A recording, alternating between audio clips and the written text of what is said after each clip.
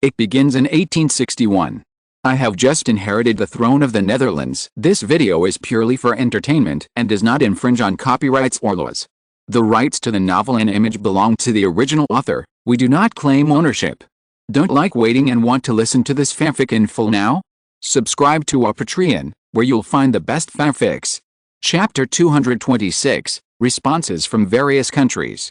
British Empire, London. Viscount Palmerston has looked much older recently. In the past, he was praised for his appearance of only 70 years old at the age of 82, but now he looks like 90 years old. It can be seen how much pressure he faces. For this reason, his partners, British Foreign Secretary Russell and Finance Minister Cleyston, are very worried about his physical condition. Prime Minister, now the Netherlands has actually participated in it, acting as a lobbyist for the Russian Empire and the Austro-Hungarian Empire to mediate. This is not in line with our original intention. It disrupted our original strategy of wanting Britain to withdraw first and Austria-Hungary to consume the Russian Empire. Cleyston said worriedly, "This makes us very passive now, all because of the Netherlands." Russell shook his head and objected, "I don't think it's William IV who is anxious, but Russia and Austria are anxious. Otherwise, how could they succeed in the matchmaking so quickly?" Cleyston wanted to refute, but when he saw Viscount Palmerston shaking his head at him, he held back. Those two countries are now injured and in need of treatment, so a ceasefire would be the best, Viscount Palmerston said. What's more, the incident created by MI6 in Tsarist Russia is enough to cause Alexander II serious injuries and trouble for a while. Hearing this, Cleyston said, "But in this case, how can Britain get out of this? It seems to be inconsistent with the previous maintenance of Britain's dignity." Viscount Palmerston and Russell looked at each other, and they both sighed that Cleyston was too young and not mature enough. He explained, "In fact, everything has its pros and cons. It seems that the peace talks are lagging behind for Britain, but aren't we also a kind of test?" Test? Claxton was stunned, and then suddenly he looked at Palmerston and the other man, who nodded. Claxton said, "Let the Austro-Hungarian Empire take the lead and test the attitude of the Russian Empire towards the end of the war, and then Britain can use it to measure when negotiating with the Russian Empire. Yes, if the Russian Empire gets too little benefit from Austria-Hungary, it proves that Alexander II is eager to stop the war. On the contrary, if the lion opens his mouth too much, Claxton, that means the Russian Empire does not want to stop the war yet." Viscount Palmerston nodded and said in approval. "Yes." Claxton suddenly asked, "But what I don't understand is why the Netherlands is so active, and what benefits can they get?" Minister Russell was also confused about this. He also couldn't figure out what kind of thoughts William IV had in mind to do this.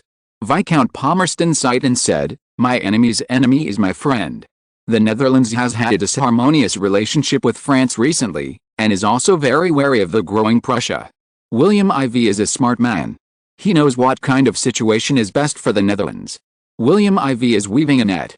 A strong Austro-Hungarian Empire and the Russian Empire will make the Kingdom of Prussia attack from all sides. What's more, don't forget that the Netherlands did not participate in these European wars." Claxton said dissatisfiedly, "Are we just going to watch William IV and Napoleon III sit on the mountain and watch the fight between the tigers, and the fishermen will benefit?" Viscount Palmerston sneered and said, "Of course not. The British Empire will naturally not allow such a thing to happen. Just wait and see the show." Prussia, Berlin. Crown Prince Frederick said worriedly to King William I of Prussia and Prime Minister Bismarck, "The mediation of Amsterdam will allow the Austro-Hungarian Empire and the Russian Empire to resolve their conflicts, which is very disadvantageous for Prussia. We should stop them from going on." Bismarck shook his head. "No, that will not happen, my Crown Prince." Crown Prince Frederick looked at him in confusion. Bismarck explained, "Because the Russian Empire is not interested in us, and the Austro-Hungarian Empire can't even handle its internal affairs, so how can it deal with us? It's good enough that we don't provoke them. Don't forget that the Hungarian nation is not a good person. Joseph I actually made such a big concession to Hungary, which has endangered his royal power."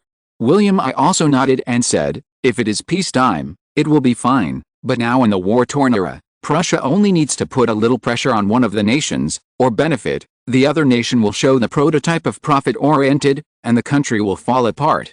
Therefore, since Joseph I established this country, I no longer regard him as an opponent." Seeing William I speak so domineeringly, Crown Prince Frederick couldn't help but look at Bismarck, but saw that he smiled, but did not object to this statement. He couldn't help but wonder, is the Austro-Hungarian Empire ruled by Joseph I really so weak? French Empire, Paris. Napoleon III has been living a comfortable life recently.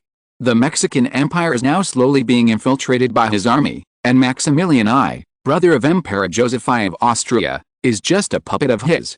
Joseph I is now unable to take care of himself. Britain is losing ground in the face of the Lincoln government, and Canada in the north is even more dangerous. In the Balkans, it was defeated by the Russian Empire for the so-called strategic significance, and Austria's defeat and withdrawal has increased the pressure on Britain. In the past few years, France's national strength has gradually recovered. On the contrary, Austria's national strength has weakened to the point that it can only survive by relying on Hungary to join. However, Napoleon III was not optimistic about the Austro-Hungarian Empire. In particular, the intelligence he received showed that because Joseph I wanted to achieve a federal solution, the power that the various ethnic groups in the Austro-Hungarian Empire wanted to obtain made all ethnic groups dissatisfied. Therefore, the relationship between the ethnic groups in the Austrian Empire was easily manipulated, and a slight retreat would further deteriorate. Now France's opponent has changed from Austria to Prussia. Bismarck is a cunning guy who dared to deceive me. Wait and see, this account will be paid back double sooner or later. Napoleon III cursed the Prussians in the north fiercely. However, the conversation between Alexander II and Joseph I makes it difficult for me to distinguish between good and bad for France. William IV is an interesting little guy. I think the pressure from Prussia left a deep impression on him. Perhaps, France can be won over. On March 1, 1866, after 3 days of negotiations in Amsterdam, the Russian Empire and the Austro-Hungarian Empire finally came to a conclusion. When answering questions about the mediation of the parties concerned, the Foreign Minister of the Kingdom of the Netherlands, Chancellor Van, said that the position of the Kingdom of the Netherlands on the issue between the Russian Empire and Austria-Hungary was consistent and unchanged, and the relevant statement of the Netherlands was in line with the Netherlands' neutral position in Europe. The Netherlands will continue to promote European peace as a neutral country in Europe, promote the negotiation work of the major warring parties in Europe, and maintain European stability. In addition to the opening remarks of the Netherlands as the host, the focus of the press conference today was left. The foreign ministers of the Russian Empire and Austria-Hungary came on stage to discuss the issue. Chapter 227. Is the Netherlands finished yet? 1866. Under the mediation of the Kingdom of the Netherlands, the Russian Empire and the Austro-Hungarian Empire signed the Amsterdam Agreement. In this evil agreement, the Russian Empire returned the eastern part of Galicia to the Austro-Hungarian Empire, and in order to compensate the Russian Empire, the Austro-Hungarian Empire was willing to divide its African colony of Nigeria into east and west, with the entire western part, including Benin City, Abuja, and Kano, being assigned to the Russian Empire. Because Benin was occupied by Austria at the beginning, it was connected to the original African colonies of the Russian Empire, Ghana and southern Burkina Faso. With the announcement of this agreement, European countries expressed different opinions. Among them, Sweden expressed concern because in this way, Sweden's colony Togo and part of the Burkina Faso colony were actually outside the Sea of the Gulf of Guinea, and the three sides of the land were occupied by the Russian Empire. This time it was really sandwiched. Inside the Dutch royal palace, many people believe in the principle of not asking for anything from others throughout their lives. This practice not only rejects direct gifts from others, but also misses the influence on others that gifts can bring. William IV said to Queen Alexandra. So the Netherlands has been making friends recently, but it is not soft-hearted about the benefits it should take. Queen Alexandra asked William IV while teasing the little Prince Albert, who was only more than 3 months old. Yes, the world's greatest untapped resource is no longer in the Far East, nor in America, and even less under Africa, but in millions of unattended hearts. The greatest sin of a steward running for Prime Minister of the Netherlands is to let a potential person who wants to do good things leave the campaign headquarters dejectedly without anything to do. William IV said in a loud voice, "Let your career become the hope of others. That hope will become an asset in their account, that is, your chance of success. The more they invest in you, the more likely they are to continue investing again and again." Queen Alexandra seemed to be thinking about something for a long time.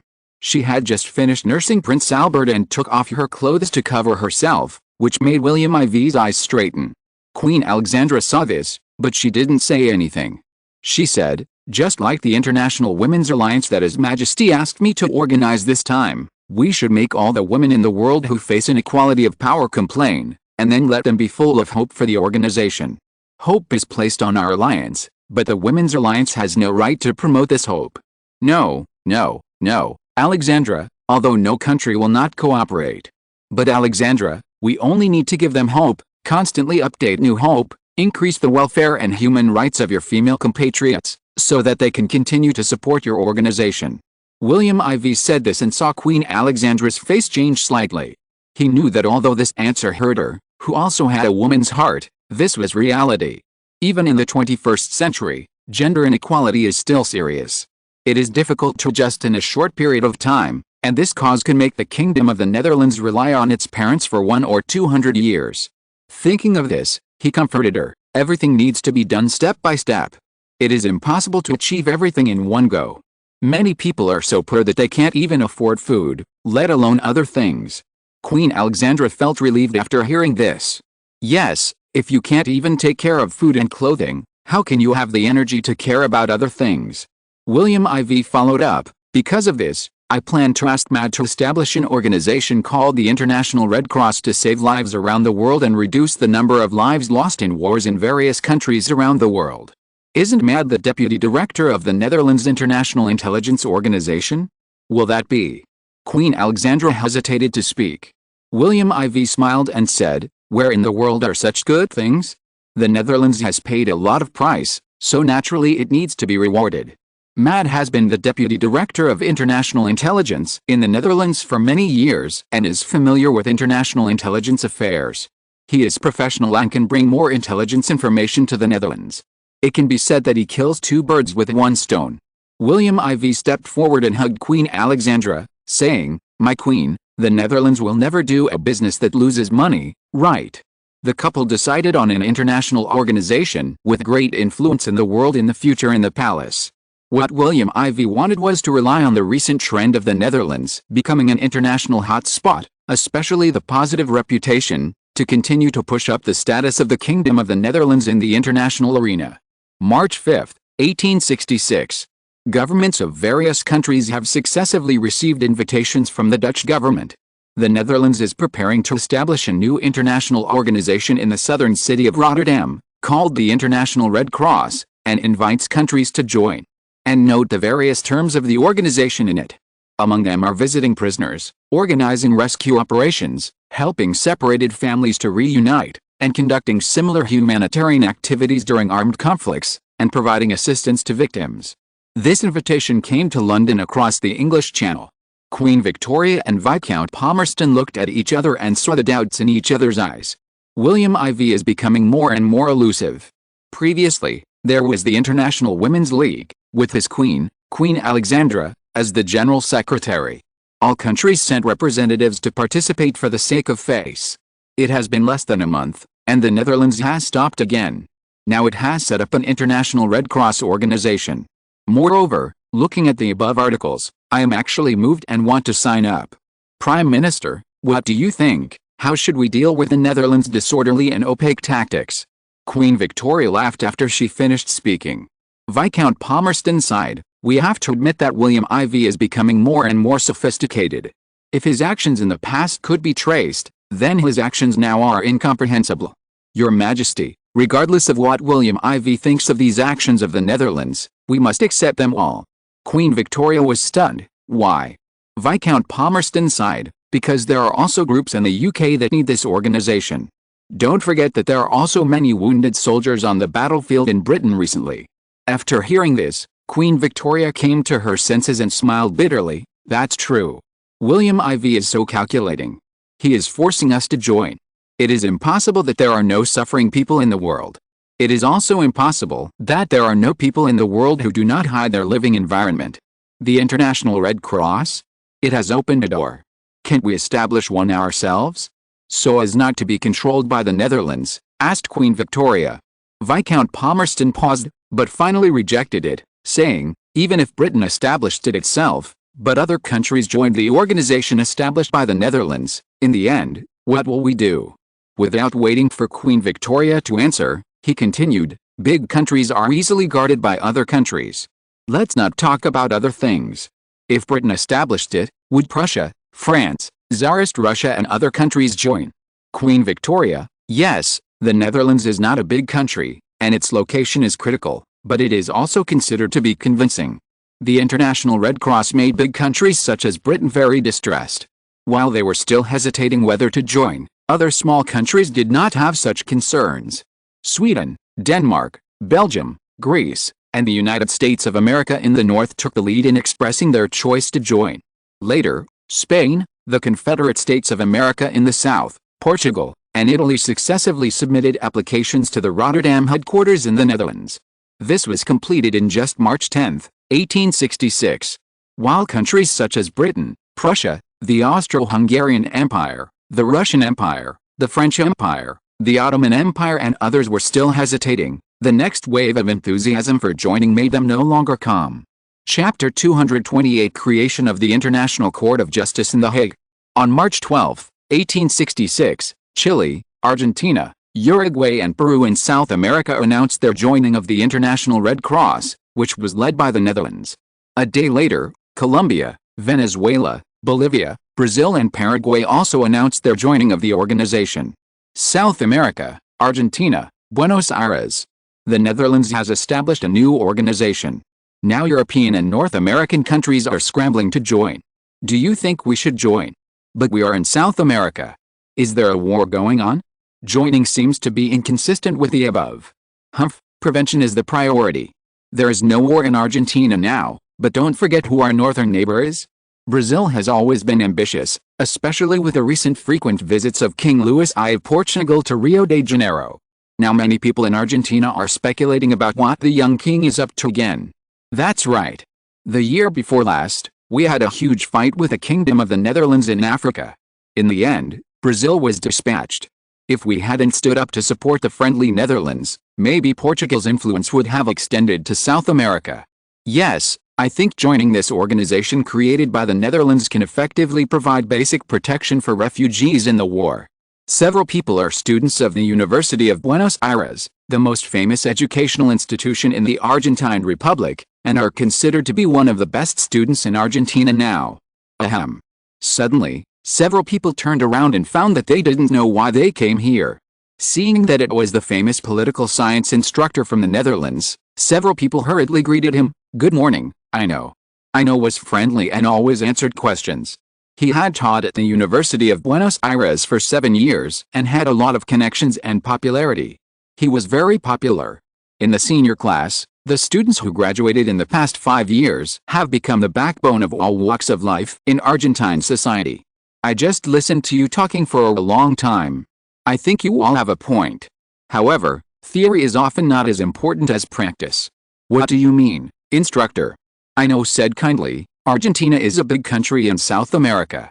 Even in terms of status, it is more popular than Brazil. It should take the lead. You have just analyzed the benefits of the International Red Cross organization. I think it is more beneficial to Argentina than harmful, and it is easy to gain recognition. As long as it is done well, the status of this society will naturally improve. In this case, what are you waiting for? Several people are smart people. Now they are about to graduate, and they have no plans for after graduation. They were still hesitating about how to find a decent job after graduation. Now, under the reminder of Ino, they suddenly felt that a broad road was in front of them, so why should they look for it? After thanking Ino, several people left quickly, preparing to go to the government department to set up the Red Cross and become members.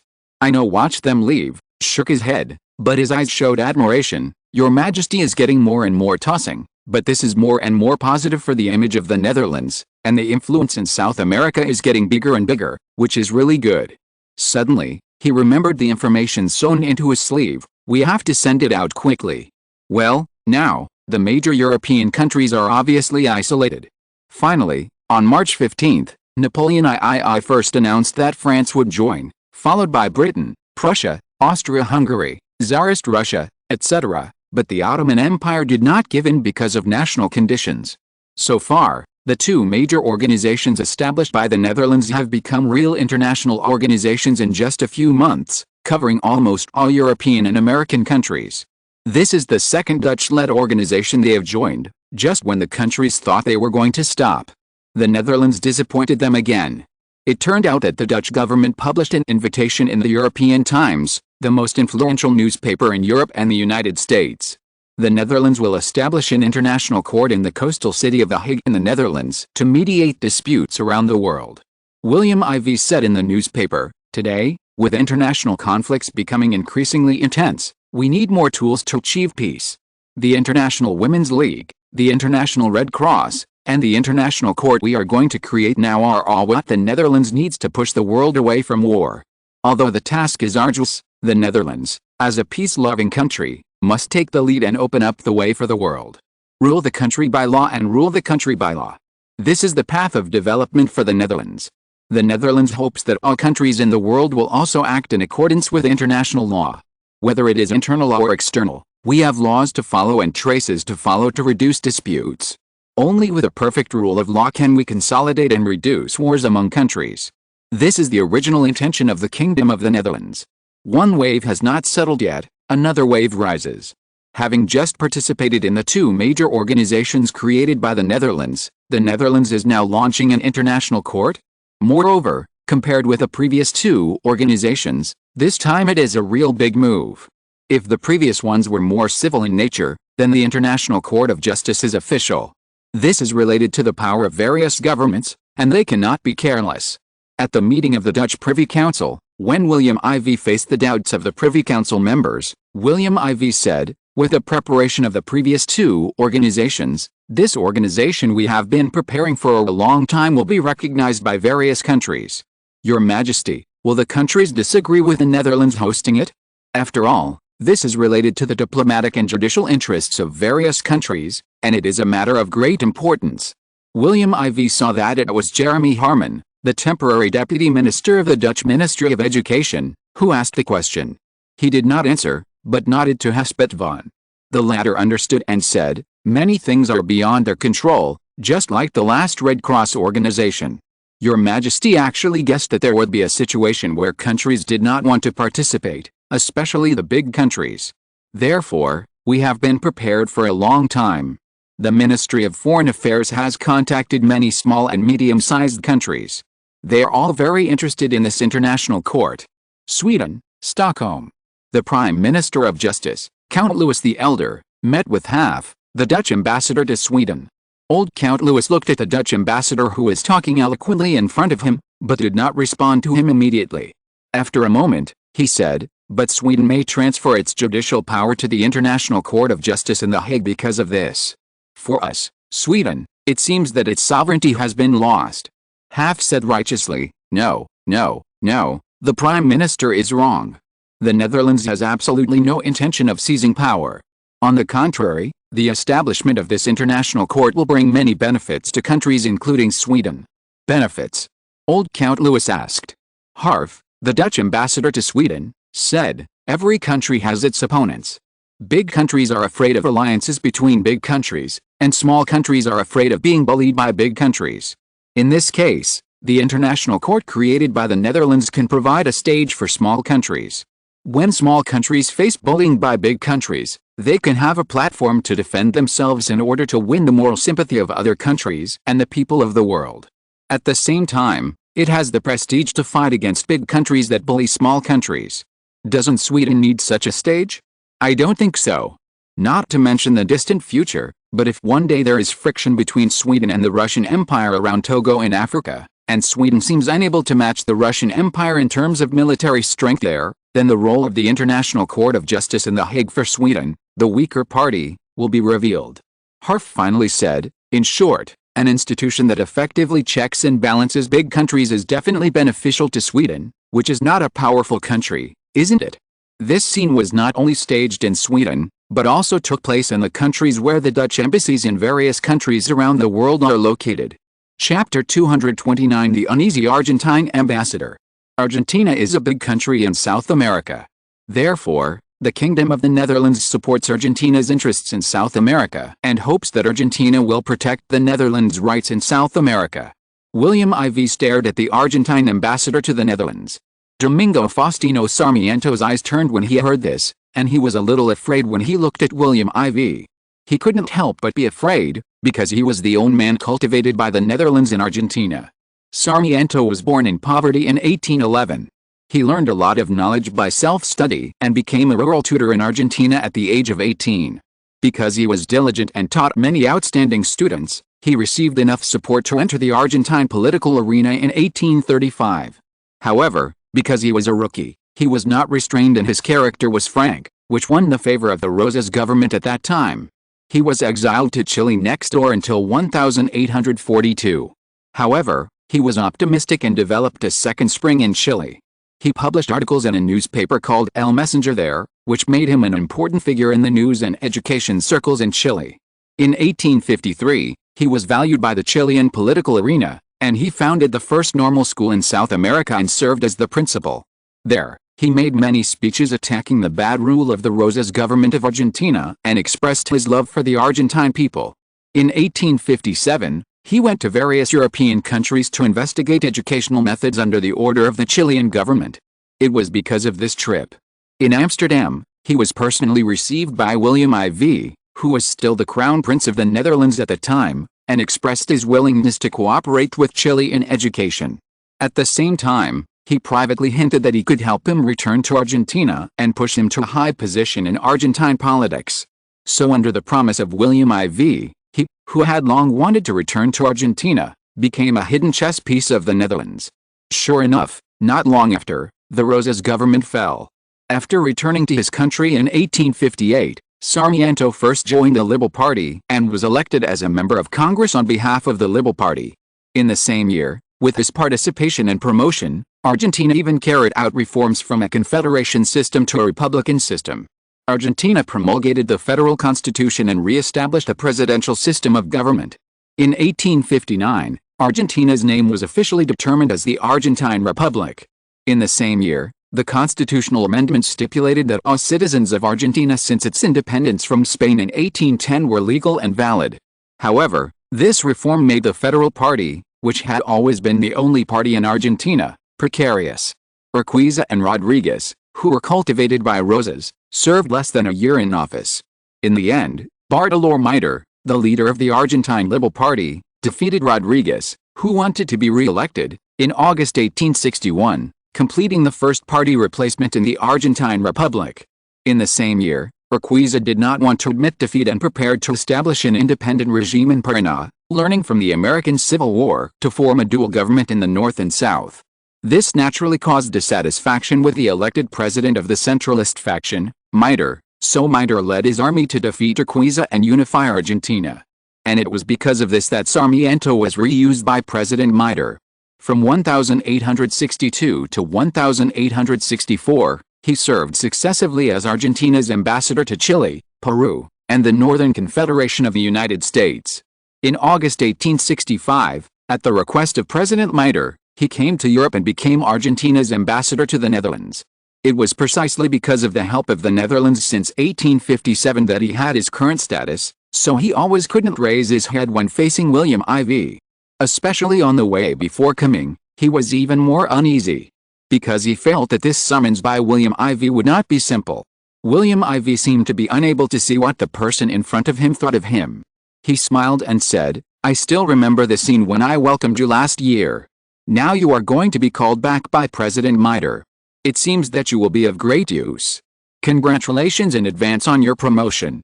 Sarmiento saw this person with the most honorable status in the Kingdom of the Netherlands, and his expression was not serious at all. But Sarmiento didn't think that the other party was really not arrogant, so he pretended to be relaxed and shrugged helplessly, saying, "Your Majesty, no one knows better than you how I got here as an ambassador." William IV blinked, then smiled and said, "That's good, isn't it?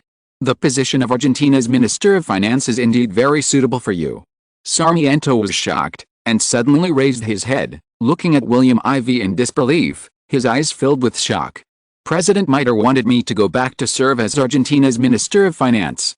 How did he know? This matter has not spread within Argentina, and he has just learned about it not long ago. It seems that only members of the Argentine cabinet know this news. Could it be that in addition to him, there are other pro-Dutch people in the Argentine high level?" William IV ignored his shock, knowing that things should be stopped at this point, and this is a warning. He smiled and said, being the Minister of Finance of Argentina is much more comfortable than being an ambassador in a foreign country. Even being a senator in Argentina or even the governor of Buenos Aires, the capital of Argentina, would not be more powerful than this position. You have the final say in Argentina's finances. Sarmiento did not want to dwell on this issue, so after a moment of silence he said, Your Majesty, how does Argentina need to safeguard the interests of the Netherlands? William IV waved his hand and said, Ambassador Sarmiento, don't worry, we will not interfere in Argentina's internal affairs in general, and you must be very clear about what you need to do, and we will fully support you. Sarmiento hesitated for a while before saying, Your Majesty, in this case, let's be frank. I have cooperated with the Netherlands for many years. Whatever Your Majesty needs to do, I will also help according to the circumstances. However, the premise is that Argentina's core interests are not harmed. I have cooperated very happily with the Netherlands over the years, and I hope to continue to maintain it. William IV put away his smile, was silent for a moment, and said, Mr. Sarmiento, I remember that Argentina had already established a firm foothold in South America at that time. Now more than a year has passed, and the situation in South America is evolving turbulently. It is said that Paraguay has great ambitions. How is Argentina going to deal with it? Paraguay's ambitions? Sarmiento didn't understand why William IV jumped there, and said curiously, Argentina already has more than 10,000 people in the north, so there shouldn't be any problem. William IV shook his head, a crisis will never appear in front of everyone in advance. If you can see it, it is not a crisis. Sarmiento nodded, and suddenly felt something was wrong. He realized what the Dutch king meant by that Paraguay is a threat to Argentina, and combined with what he said just now, in the near future? Thinking of this, considering that the purpose of being summoned here this time is unknown, Ambassador Sarmiento was startled, stared at William IV with wide eyes and said, What do you mean? If you're listening to this novel on a channel other than Fanfic World, it means they downloaded and uploaded it without effort. We cordially invite you to visit our channel, Mundo Fanfic Novelis. There you'll find the original version of this story and you can explore many other novels of various genres. We're waiting for you to immerse yourself in a world of incredible novels. Chapter 230 Crisis in South America? 1866, Sweden and Denmark in Northern Europe announced their joining of the International Court of Justice in The Hague, which was established by the Netherlands. The next day, Belgium and Greece also announced their joining. On the 17th, Spain, Portugal, Italy, the Duchy of Luxembourg and other countries announced their joining. On the 18th, the ministers of justice of these 9 countries came to The Hague, the Netherlands, and announced that they would become the founding countries of the International Court of Justice in The Hague. On the same day, Dutch Minister of Justice Ross was interviewed by Sola, the editor-in-chief of the European Times. Sora, Mr. Minister Ross, may I ask how the International Court is composed? Ross, the International Court of Justice in The Hague is composed of 9 judges from the 9 founding countries. Sora, how are judges elected? Ross, due to the relatively small number of member states at present, we have temporarily decided to have 9 judges. Although each judge comes from the recommendation of various countries, he or she needs to obtain the approval of 2/3 of the 9 member states to be elected. Each term is 9 years, and 1/3 of the judges are re-elected every 3 years to maintain the continuity of the work. Of course, it is impossible to screen the first and second terms, so we will start the re-election system from the 3rd term. Sora, are these 9 judges the highest managers of the court structure? Ross, no, a snake cannot survive without a head. All judges will vote in a secret ballot to elect one of them as the president, and the president's term of office is 3 years. Sora, is it synchronized with the re-election of judges every 3 years? Ross, yes Sora, different countries have different laws and cultures. Will this cause inconvenience in judging cases? Ross, of course there are. Therefore, we have stipulated that all 9 judges must come from different countries, and must include different cultures and major legal systems, so that it is easier to handle cases. Sora, does the court have laws? Ross, yes. Sora, does the court have laws to constrain the elected judges? You know, morality is never binding. Ross, yes. The International Court of Justice has formulated a statute of the International Court of Justice that stipulates that the judges elected to the International Court of Justice must be of high moral character and have the appointment qualifications for the highest court position in their country or be recognized international law experts. Moreover, once elected, the judges of the International Court of Justice do not represent their own government or any other authority. Their first task is to declare in an open court that they must exercise their powers in an impartial manner. So, if the elected judges judge their own country's cases, will the court be suspected of being unfair? Ross: Of course there is suspicion, but the court does not stop it. The judge can vote against a position that is unfavorable to his country in a case where his country is a party. So, why not stop it? Ross: Because, every time a case is judged, at least 3 judges are required to judge the case at the same time. Therefore, there is no possibility that one person has selfish motives and the case will be misjudged. So, 3 judges judge at the same time? If so, it will not lose credibility. Ross: Naturally, the establishment of this court is for credibility. Napoleon III looked at the rules for the establishment of the International Court of Justice in the European times and was silent for a while. Prime Minister Olivier naturally understood what Napoleon III was worried about. Your Majesty, the Netherlands is obviously dissatisfied with the increasing bullying of small countries by big countries. But on the other hand, this has become a constraint for big countries that have always militarily oppressed small countries. Doing so is very disadvantageous for big countries. Napoleon III agreed with what he said. He asked Olivier, what do Britain, Prussia, Tsarist Russia, Austria, etc. say now? Napoleon III did not believe that other big countries would not remain indifferent. This was obviously a provocative move of pulling out a beard made by the Netherlands to the big countries. William IV has been living too comfortably recently. Is he so self-inflated that he wants to attack us big countries? Olivier said, maybe he thinks that they can stay out of the wars between big countries recently. I heard that in the recent wars, the Netherlands earned huge foreign exchange income just by selling arms to Prussia, Tsarist Russia, etc. Now the Netherlands has used this money to develop the Far East, and it is working hard there. At this point, Olivier reminded, Your Majesty, does the Netherlands really want to move its focus to Asia? Napoleon III thought about it and rejected it, saying, it's a poor and remote place there. If the Netherlands moves there, it will be dead. It will just become a place similar to the Qing dynasty in the Far East. It will only gradually decline and become the prey of our countries. But the Netherlands is obviously also vigorously developing here in Europe, and it is said that it is now vigorously building in Amsterdam and Rotterdam to attract European talents. It is said that the per capita disposable income, that is wages, in these 2 places is about the same as that of Paris in 1861.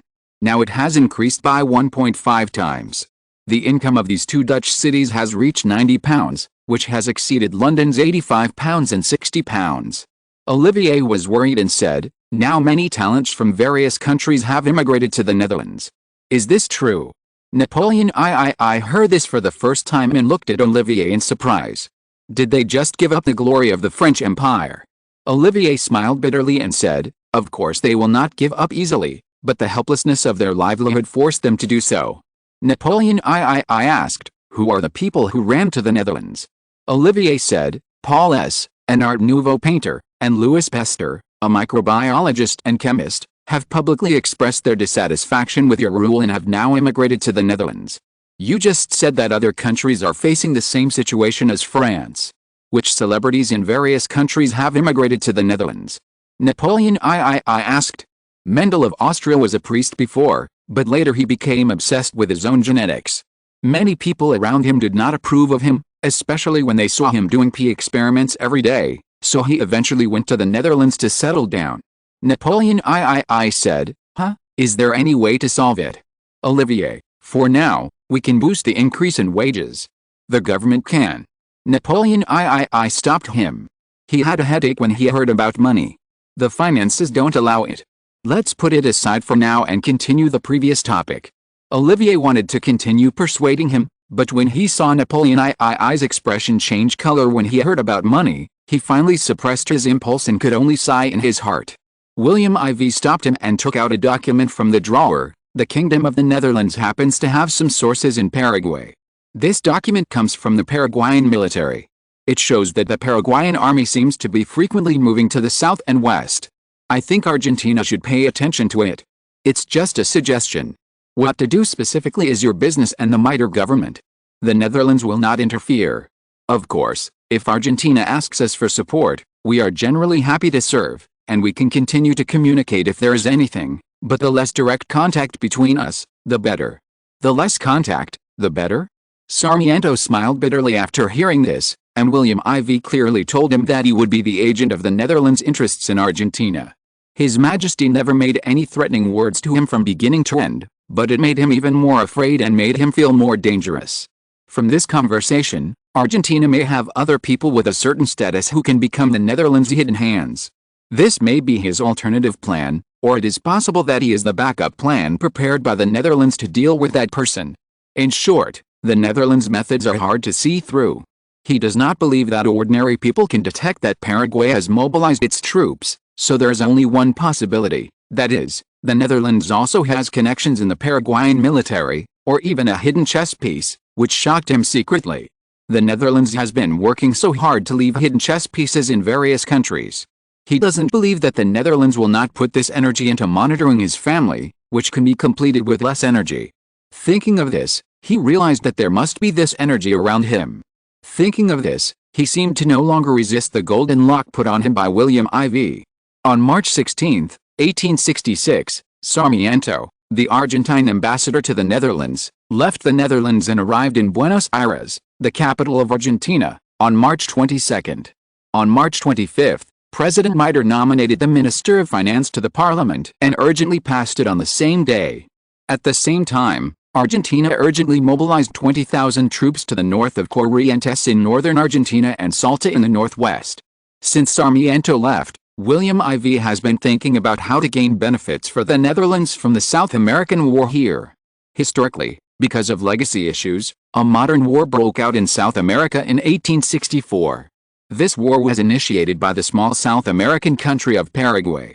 This small country was so bold that it launched a war against its three major neighbors, Brazil, Argentina and Uruguay.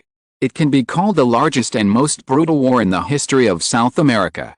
In this war, the weapons and equipment used by the four countries were so advanced that it can be called a watershed in modern wars in history.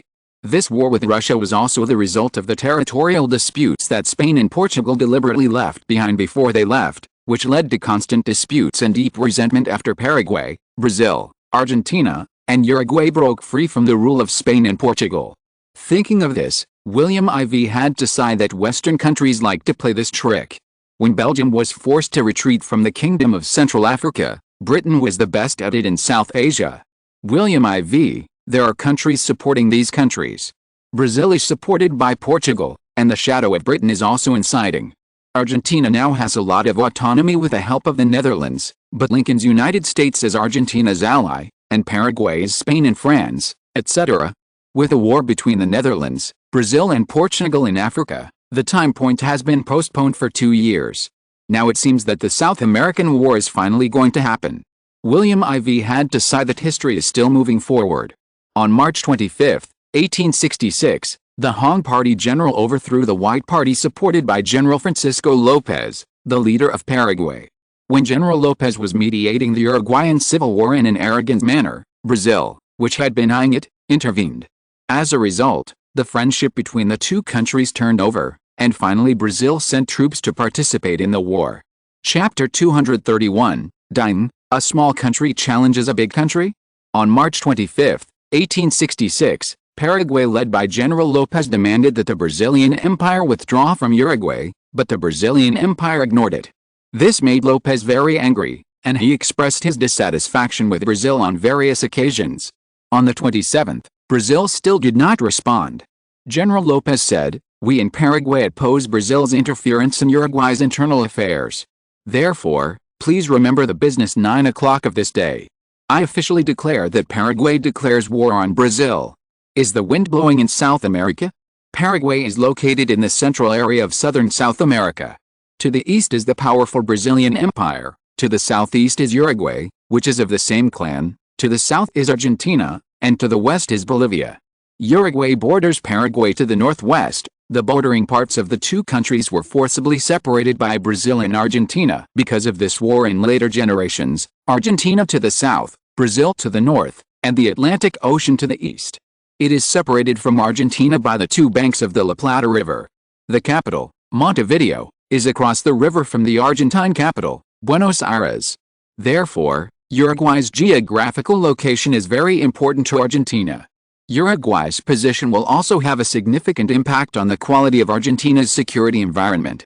If Paraguay takes over Uruguay, it will change from a landlocked country to a coastal country, and from north to south, it will be isolated from all land borders between Argentina and Brazil. Such a country is a huge threat to both Argentina and Brazil. Therefore, not only Argentina has always disagreed with Paraguay's unification with Uruguay, but Brazil also strongly opposed it, because Brazil is worried that if the national characteristics of Paraguay and Uruguay are too integrated, it will have a ruling influence on the south of Brazil. Curitiba to the south, all the way to Porto Alegre, may become the object of the claims of the powerful Paraguay and Uruguay. Therefore, once the Red Party, the ruling government in Uruguay that Brazil and Argentina have always supported, was overthrown, the Brazilian Empire was more sensitive than Argentina, and could not wait to express its disapproval of the ruling status of the White Party in Uruguay, and wanted to send troops to Uruguay to vindicate the Red Party. In the Dutch Privy Council, William IV held an emergency meeting. This meeting included the Dutch cabinet government and senior military officials. With the establishment of the government of the Far East Small Cabinet, several ministers in the Far East have also returned to Amsterdam one after another. The former chief deputy ministers of various departments have been rotated there. This meeting is also a performance review meeting for the development of the Far East.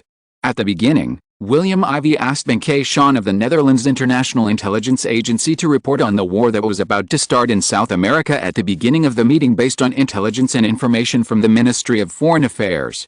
This gave many people present a general impression of the current situation in South America, although it was not very comprehensive, but who said South America was too remote. The military representatives attending the meeting included Chief of Staff Mark Rude, Minister of the Navy Jan Peter, Minister of the Army Peter de Jong, Chief of the Navy Staff Joseph, and Chief of the Army Staff Joop Il.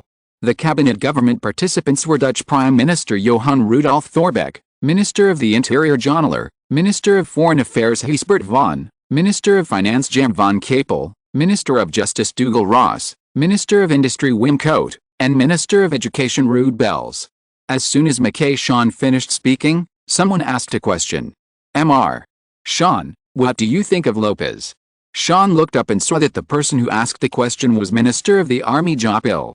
After nodding to him, Sean replied, Lopez was born in Asunción, Paraguay in 1827. Seeing that no one was interested, Sean explained, that is the capital of Paraguay. He is the eldest son of Carlos Antonio Lopez, one of the rulers of Paraguay, who is now known as Old Lopez. Therefore, Lopez lived a privileged life from birth. He taught himself English, French, Spanish and Guarani. His father, Old Lopez, became the president of Paraguay in 1844. In 1845, he was awarded the rank of brigadier general by his father's direct military higher-ranking officials. After that, he was ordered by his father to lead the Paraguayan army to Corrientes, Argentina, to fight against the dictator President Rosas of Argentina. At that time, not only Paraguay, but also Brazil, Uruguay and Chile were also hostile to Rosas. It was not until after 1853 that Rosas gave up the desire to compete with other countries because of the continuous war pressure, war losses and domestic grievances. After several years of fighting, Lopez grew up and became a national hero of Paraguay, enjoying great reputation in the country. In 1855, the old Lopez sent Lopez to lead the Paraguayan delegation to Europe to visit Britain, France and Italy, attract European immigrants, invite European technicians, inspect and acquire the latest weapons in Europe. Lopez began to learn military affairs in Europe, learned about the latest development trend of military technology, and knew the importance of military construction. At this point, Sean deliberately said in a high voice, "Ladies and gentlemen, Lopez admires our southern neighbor, Napoleon I, very much. Therefore, he also admires Napoleon III. During his visit to Paris in 1856, Lopez asked to meet Napoleon III. It is said that the two had a good conversation. Napoleon III even introduced Lopez to the Parisian high socialite Elisa Lynch as his lover. William IV showed a strange look on his face. This Napoleon II actually changed his career? However, from this, they can know that Paraguay succeeded in winning over the French Empire as a backer. Sean continued, after staying in Paris for 1 year in 1856, Lopez brought back a large number of weapons and military capital made in France in 1857, and also brought back Lynch, who was introduced by Napoleon III. Ladies and gentlemen, after our investigation and tracking, we found that Lynch was actually an important spy of the French Empire's intelligence organization, the External Security Bureau. She was remotely controlled by Paris and had a strong influence on Lopez's ambitious plan. The Netherlands can have an Argentine finance minister, Sarmiento, and the United States federal state interior minister, Washburn. Why can't France allow a presidential mistress? William IV was never so arrogant that he was the protagonist of the world. In fact, for the health of the Kingdom of the Netherlands, he asked the Royal Netherlands Intelligence Agency to conduct a domestic investigation to prevent the Netherlands from using the methods used in other countries, and he was also targeted by other countries. A few months after Lopez returned to his country, he was appointed minister of the Paraguayan army by his father at the end of 1857. 1 year later, in 1858, he was appointed vice president of Paraguay and was designated as the legal successor of his father Lopez. In the same year, Pedro II of the Brazilian Empire expressed his dissatisfaction by opposing the private transfer of the president of Paraguay and asked Lopez to change this practice. After Lopez refused directly, the Brazilian Empire sent troops to invade Paraguayan territory, which deeply hurt Lopez's self-esteem, so he resented the Brazilian Empire. From then on, the father and the Brazilian Empire carried out various confrontations with the Brazilian Empire. Among them, the proxy political and military struggles in Uruguay in the south were very fierce. When he was responsible for mediating the Argentine Civil War in 1859, Paraguay and Argentina almost fought for it, but fortunately they were relatively restrained at the time. Moreover, Portugal and the French Empire came forward to mediate, and it was not until they calmed down. On March 20, 1862, Lopez died, and Lopez succeeded to the throne and became the new president of Paraguay. As a result, the conflict between Paraguay and Brazil became more intense. Even with more and more support from Paris, Lopez was moved when he saw that the Mexican Emperor Maximilian, who was supported by the French Empire, was becoming more and more powerful in Mexico. Therefore, Lopez promoted the Uruguayan political incident. The entire Privy Council was very quiet, and everyone was trying to digest the detailed information from Sean, the intelligence chief. Haspert von asked, in other words, the political evolution in Uruguay this time was driven by external forces? And not just one. Sean nodded and said, yes. Chief of Staff Mark Rudd said, the French Empire stands behind Paraguay, Paraguay stands behind the Uruguayan White Party, and behind the Red Party is Brazil, and behind Brazil is Portugal. No, there should be Britain. The speaker was Prime Minister Thorbecke. Portugal will not dare to offend the French Empire easily. Only Britain will dare to do so. Minister of Education Rudd bells, why should Britain intervene? Prime Minister Thorbecke said, one side is growing while the other side is declining. The French Empire has recently maintained neutrality, which has angered Britain. Britain, however, has suffered many defeats on the battlefield and has been seriously injured. If this continues, Britain will be overtaken by France. At this time, how can Queen Victoria let Napoleon III sit back and watch the show? Everyone heard that it was true. Britain had suffered a series of defeats recently. Although it could not be said that it was injured at all, its economic and military strength was no longer growing. This was an undeniable fact. On the contrary, looking at France, not to mention the domestic economy recently, just in North America, Britain supported the South but was defeated by the North several times, while Mexico, supported by Napoleon III, lacked the support of both the North and the South of the United States, but won victory after victory and was about to advance to the city of Monterrey, which was close to the border of Texas, the United States.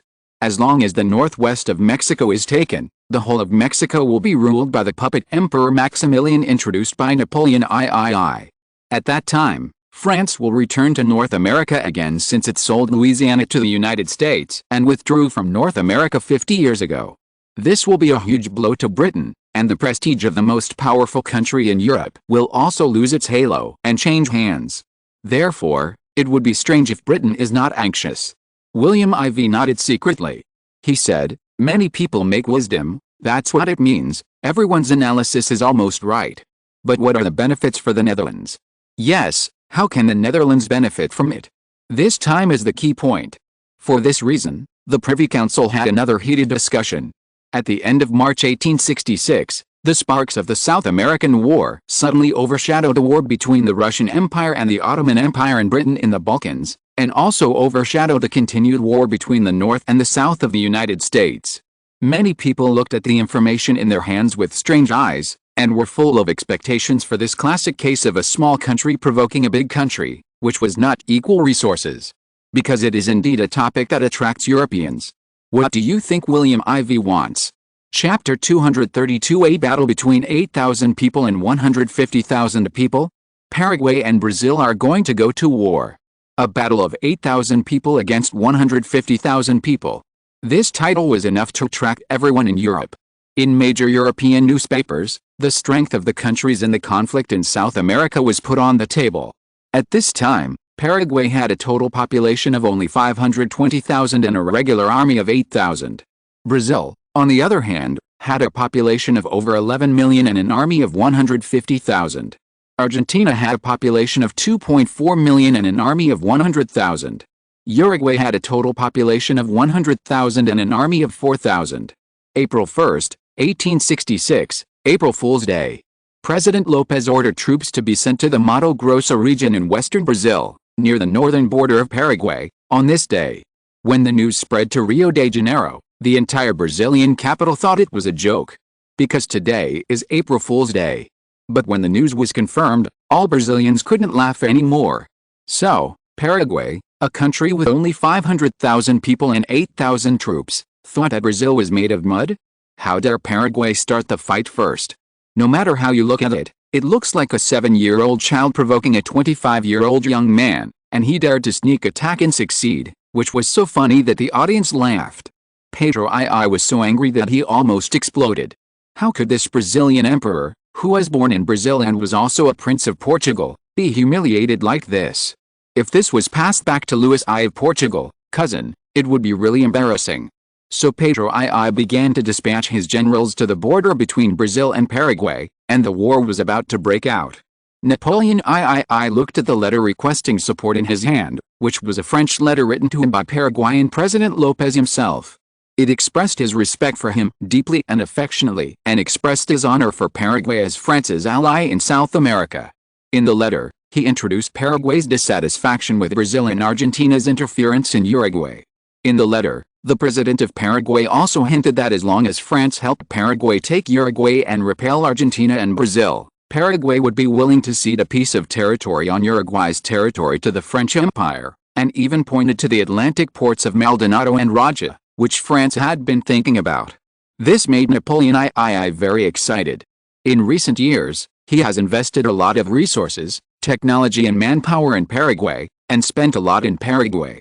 If it weren't for Argentina's pride and Brazil's Portugal, he would not have chosen inland Paraguay. Even this time, Paraguay revealed its ambitions for Uruguay, and the current situation only appeared under his previous guidance. He knew the development of the situation there better than other European leaders. In Uruguay, General Caudillo of the Red Party overthrew General Paraguay of the White Party. During the Argentine Civil War in 1859, the Uruguayan Red Party supported President Mitre of the Liberal Party, who had just been elected as the ruling president of Argentina at that time. Therefore, Argentina supported the rebellious Red Party. At the same time, because the Uruguayan White Party government adopted a restrictive policy on Brazilian immigrants in Uruguay, Brazil also supported the rebellious Red Party to come to power. Prime Minister Olivier of the French Empire said, President Pelé supported the overthrown White Party government, so he severely criticized the policies of Argentina and Brazil toward Uruguay, and warned them not to disrupt the regional strategic balance. He also issued an ultimatum to the Brazilian imperial government. However, Brazil not only turned a blind eye to Paraguay's ultimatum, but also sent troops to intervene in Uruguay. Therefore, Pelé ordered the Paraguayan army to attack the Brazilian caravans on the inland river. Olivier said to Napoleon III, Your Majesty, now that Paraguay has sent such a letter for help, should we support it? If we support them, we may offend Argentina and Brazil, and the result may be that the gains do not outweigh the losses. But if we do not support them, we may lose the prestige of France, and it may even lead to a chain reaction, and other small countries will no longer trust France. The majesty of France cannot be discarded. Napoleon III's words made Olivier know the answer immediately. France is bound to be involved in the South American vortex. On April 1, 1866, Pelas commanded his generals to lead 3,000 soldiers to enter the Mato Grosso province of Brazil. The area of this province is larger than that of Britain, France, and Prussia. However, the area of this province is only 90,000 people, and the defense is weak. The Paraguayan army was like entering a no-man's land. Because of the fourth dangerous place, the Brazilian reinforcements from Rio de Janeiro were still halfway after Paraguay occupied the province, and it was even difficult to capture the Paraguayan army that was in a high position. In the second week of the war, Paraguay occupied a territory several times larger than the area of the United States. The news shocked the world. Pedro I was even more embarrassed. President Mitre of Argentina was even more shocked. So, of the 100,000 troops of Argentina, only 20,000 were stationed in the north, and they thought it was enough to deal with the 80,000 Paraguayan troops. Now they are a little worried. So they urgently sent 10,000 troops to the north. In addition to the original 10,000 in Corrientes and Salta, the 10,000 troops were transferred to San Miguel. After completing the invasion of western Brazil, on April 17, Paraguay formally applied to Argentina for a transit through Misiones to assist the Uruguayan White Party in dealing with the Brazilian army there. Buenos Aires, the capital of Argentina. When President Mitre was about to reject Pelas' request, he was stopped by the newly promoted Minister of Finance Sarmiento. Mitre looked at him with some dissatisfaction, and waved away everyone, leaving only two people. Mitre looked at Sarmiento and said dissatisfiedly, "Tell me, why do you stop me from rejecting Paraguay's request? If you can give a good reason, you don't have to be the Minister of Finance anymore. You know, I have the power to do it." Sarmiento's face was as calm as ever. He said, "Mr. President, you know that we, Argentina and Brazil, have never been of the same mind." Mitre would naturally not object to this statement, otherwise the two countries would not have had a dispute over the Uruguay region in 1828 due to historical reasons. In the end, after everyone compromised, they gave in to each other and established a country of Uruguay. President Mitre, go on. Sarmiento breathed a sigh of relief and continued, "At the beginning, both of our two countries had their own factions in the Red Party government, but Paraguay later participated in the name of ethnicity, so Brazil couldn't help it. The reason why we Argentina are still indifferent is that the White Party actually has no hostility towards Argentina. In order to win over Brazil, the White Party even proposed to have normal trade exchanges with Argentina.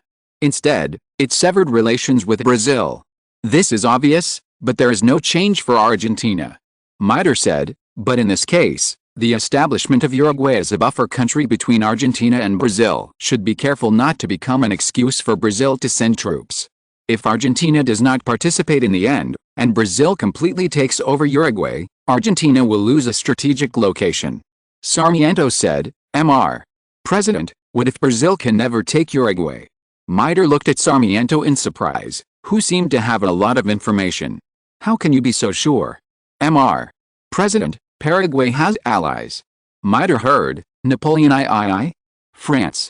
Sarmiento nodded and said, "Before I came back to Argentina, I mentioned to Dutch Prime Minister Thorbecke that I wanted to increase trade with Argentina." Mitre frowned, not understanding how Sarmiento changed the subject. After a moment of hesitation, he said, "The relationship between the Netherlands and Argentina is good, and they can be negotiated, but it is difficult to explain to the Lincoln government." Sarmiento, "The Netherlands said they can handle it. The Netherlands is not going to do business on both sides of the Atlantic." Mitre asked curiously, "Then where are they going to do it?" Sarmiento, "Australia and East India in the Far East." "Where?" Mitre walked to the map next to him and looked for the location of the Far East.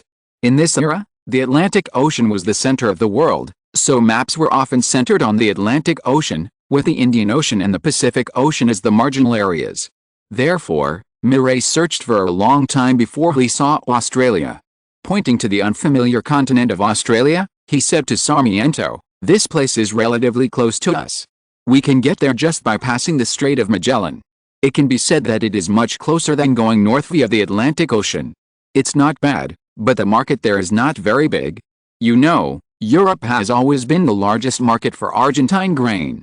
Sarmiento paused, gritted his teeth and said, "The Netherlands not only wants to buy Argentina's grain, but is also preparing to recommend arms and industrial products to Argentina." Of course, they also expressed their support for Argentina's political power and interests in Uruguay. Mider's eyes lit up, and he asked anxiously, "What do you mean?" Sarmiento said slowly and with emphasis, "The Netherlands wants to have an equally open trade, political and military policy with Argentina. The Netherlands is willing to support Argentina in realizing its ambitions." Sarmiento saw that Mider was breathing rapidly, and knew that he was moved, so he dropped another bomb. Paraguay and France are engaged in large-scale arms trade. According to Dutch intelligence, Thorbecke reminded us that the French Empire seems to be somewhat interested in Uruguay. He reminded Argentina that the situation in Uruguay may become more complicated. Therefore, Argentina can choose to stay out of the situation in the early stage, and then join in and reap the benefits after the situation becomes clear in the later stage. Mider was shocked when he heard the news. France wants to join the situation in Uruguay? If so, it is very unwise for Argentina to participate now, and it may even lose more than it gains. Argentina is known as the second largest country in South America, but it has only 2.6 million people, while Brazil has 11 million, which is more than 4 times that of Argentina. Therefore, Argentina has always been wary of Brazil, fearing that Brazil and Argentina will have a full-scale war. Therefore, Argentina compromised when Uruguay was in an advantageous position, and made the entire Uruguay a buffer zone. It even gave up the territory across the Buenos Aires River, the capital of Argentina, so that the capital of Argentina faced the threat of the buffer country. Therefore, this is a great strategic threat to Argentina. I have been thinking about retaking it for a long time. Sarmiento knew it was time. He said, "The Netherlands expressed its willingness to support the entire estuary of the La Plata River, becoming Argentina's territory." Really? Mider's breathing became a little heavy, and he asked, "The Netherlands really said so, but why do they think they can help Argentina fight against France and Portugal behind Brazil?" Although the Netherlands is stronger than Argentina and more developed than Brazil in terms of industry, Brazil and Portugal alone are enough to make the Netherlands difficult, not to mention France, the second largest power in Europe. Why does the Dutch Prime Minister have the audacity to say such a thing? Mider asked with some disbelief. Chapter 233 The Diplomatic Dilemma of the Northern Federation. 1866, the Balkan War seemed to be coming to an end, and Tsarist Russia, the Ottoman Empire, and Britain all chose to sit on the sidelines. Tsarist Russia occupied Romania, and Bulgaria fell completely into the hands of the Ottoman Empire. European countries began to spread rumors that Britain seemed to have begun to send people to St. Petersburg to prepare for peace talks. Of course, this news has not yet been officially confirmed, but there is no smoke without fire. This is obviously released intentionally by Britain or the Tsarist Russian Empire. Therefore, many people believe that the Balkan War can finally come to an end. As the war in North America continues to this day, it seems that the strength of the North has slowly emerged. The situation of the war is slowly developing in favor of the Northern Federation. The original quality and the increasingly obvious advantages of the North appeared. On March 10, 1866, the originally neutral Dakota and Nebraska announced that they would support the United States of America and join the 2 states of the Northern Confederation. This news shocked the South. You should know that although these 2 places are located in the central and northern parts and are uninhabited, they are the key to the east-west vertical and horizontal channels, which is absolutely beneficial to the Northern Federation. In addition, Oregon and California on the Pacific coast of the West and the 2 states that have always belonged to the North, as long as Washington in the Northwest is taken, the North can complete the connection between the 2 oceans. This is definitely a huge advantage for the South. So President Davis of the South was naturally unwilling to accept it, so he launched an offensive against those states that were still hesitant, using threats and inducements, and with the help of the names of countries such as Britain and France, he finally took down Arizona, which was originally pro-Confederate, and forced New Mexico to surrender and join the Confederate States. President Lincoln would not show weakness. Not long after, Indiana, which had been stationed after the Northern Confederation defeated the South, also passively joined the Northern Confederation. The civil and military fights between the 2 sides made Washington, Nevada, Utah, and Colorado, which were still hesitating, tremble with fear and hesitate. These indigenous areas dominated by Indians originally waited for the situation to become clear before choosing to stand on the winning side, but now that the major tribes around them have joined the North and the South, they are no longer invisible areas, but have come to the fore. Therefore, The situation is very difficult. In Washington, the capital of the United States of America, President Lincoln looked at the intelligence about South America in his hand. His face was embarrassed and his eyes were full of gloom. Next to him were Secretary of State Seward, Vice President Andrew, Secretary of the Interior Washburn, and Secretary of War Edwin Stanton. Edwin Stanton listed the latest military counterattacks against the South. Ladies and gentlemen, we have made the following plans for this. Cut off the Union Army's transportation lines so that they cannot communicate with each other. Destroy all the enemy's resources, making it difficult for the enemy to supply logistics. Use superior forces to quickly attack the enemy, leaving them no time to breathe and reorganize their troops. Constantly consume the enemy's manpower in the battle, and the number of troops is getting smaller and smaller. After all, the population of the South cannot be compared with ours, and the industry is even more inferior to ours. As long as we stick to these policies and implement them in place, then victory will be ours. However, Vice President Andrew Johnson poured cold water on him and said, "But, Your Excellency seems to have forgotten that we are facing more than one enemy. Britain's resources are still being sent across the ocean." Stanton's face changed, and he wanted to refute, but he didn't say anything in the end. No one present thought that Britain would stick to the South to the end at the beginning. At that time, they all thought that Britain was just using the South to negotiate with the Lincoln government in order to open up the entire American market to Britain. Because from the beginning, Britain and the Lincoln government had never stopped contacting, but after the British army of 30,000 landed in the South to join the war some time ago, the Union state annihilated nearly half of Britain, and Britain's contact policy seemed to have changed. In the past few months, the Lincoln government has stopped contacting Britain. On the contrary, Britain is supporting the South, and intelligence has come that it seems to have increased its support recently. Therefore, if Stanton refutes, it will seem pale and powerless. Seward glanced at Andrew Johnson, and glanced at Washburn, the Secretary of the Interior. Seeing that he was calm and confident, Seward felt unhappy. Although Lincoln's eyes were gloomy, he was not dissatisfied.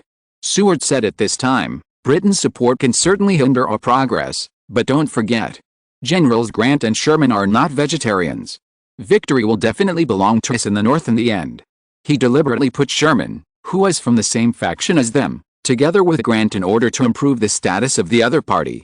Currently on the battlefield, Grant is the main general and Sherman is the deputy general. It can be said that they are superiors and subordinates, but Grant was recommended to Lincoln by Washburn, the mentor. Now he is with Vice President Andrew Johnson, Secretary of the Interior Washburn, and Secretary of the Treasury James Speed, and he is a liberal pragmatist within the Republican Party. Sherman was promoted by Secretary of War Stanton, so he is an ally of Seward. He is a conservative within the Republican Party. Lincoln is the first elected president since the establishment of the Republican Party. The two factions are convinced, but there are many contradictions and conflicts of interest. President Lincoln knew that in order to maintain a balance, he chose a balance within the cabinet government, just like now, holding small meetings and using the phase 2+2 strategy. Vice President Andrew Johnson sneered, "Naturally we don't think we can't beat them on the battlefield, but the problem is that in diplomacy, we seem to be lagging behind by a lot." Seward stared at Andrew Johnson angrily. "What do you mean, Vice President? Are you questioning whether my diplomatic work is not up to par?" Andrew Johnson had an expression that said, "I hope you understand." He said sarcastically, "Some things don't need to be said. Everyone knows what the recent diplomatic achievements of the United States of America are. Just ask any person on the street and they will know that major powers such as Britain, France, Spain and Portugal are hostile to the Federation. Although Tsarist Russia has a good relationship with us, the Netherlands is not bad either. Although Prussia has a good impression of them, his attitude has always been unclear. He does not want to offend Britain, so he has not made a clear statement. Moreover, Tsarist Russia and the Netherlands have always been close to the north.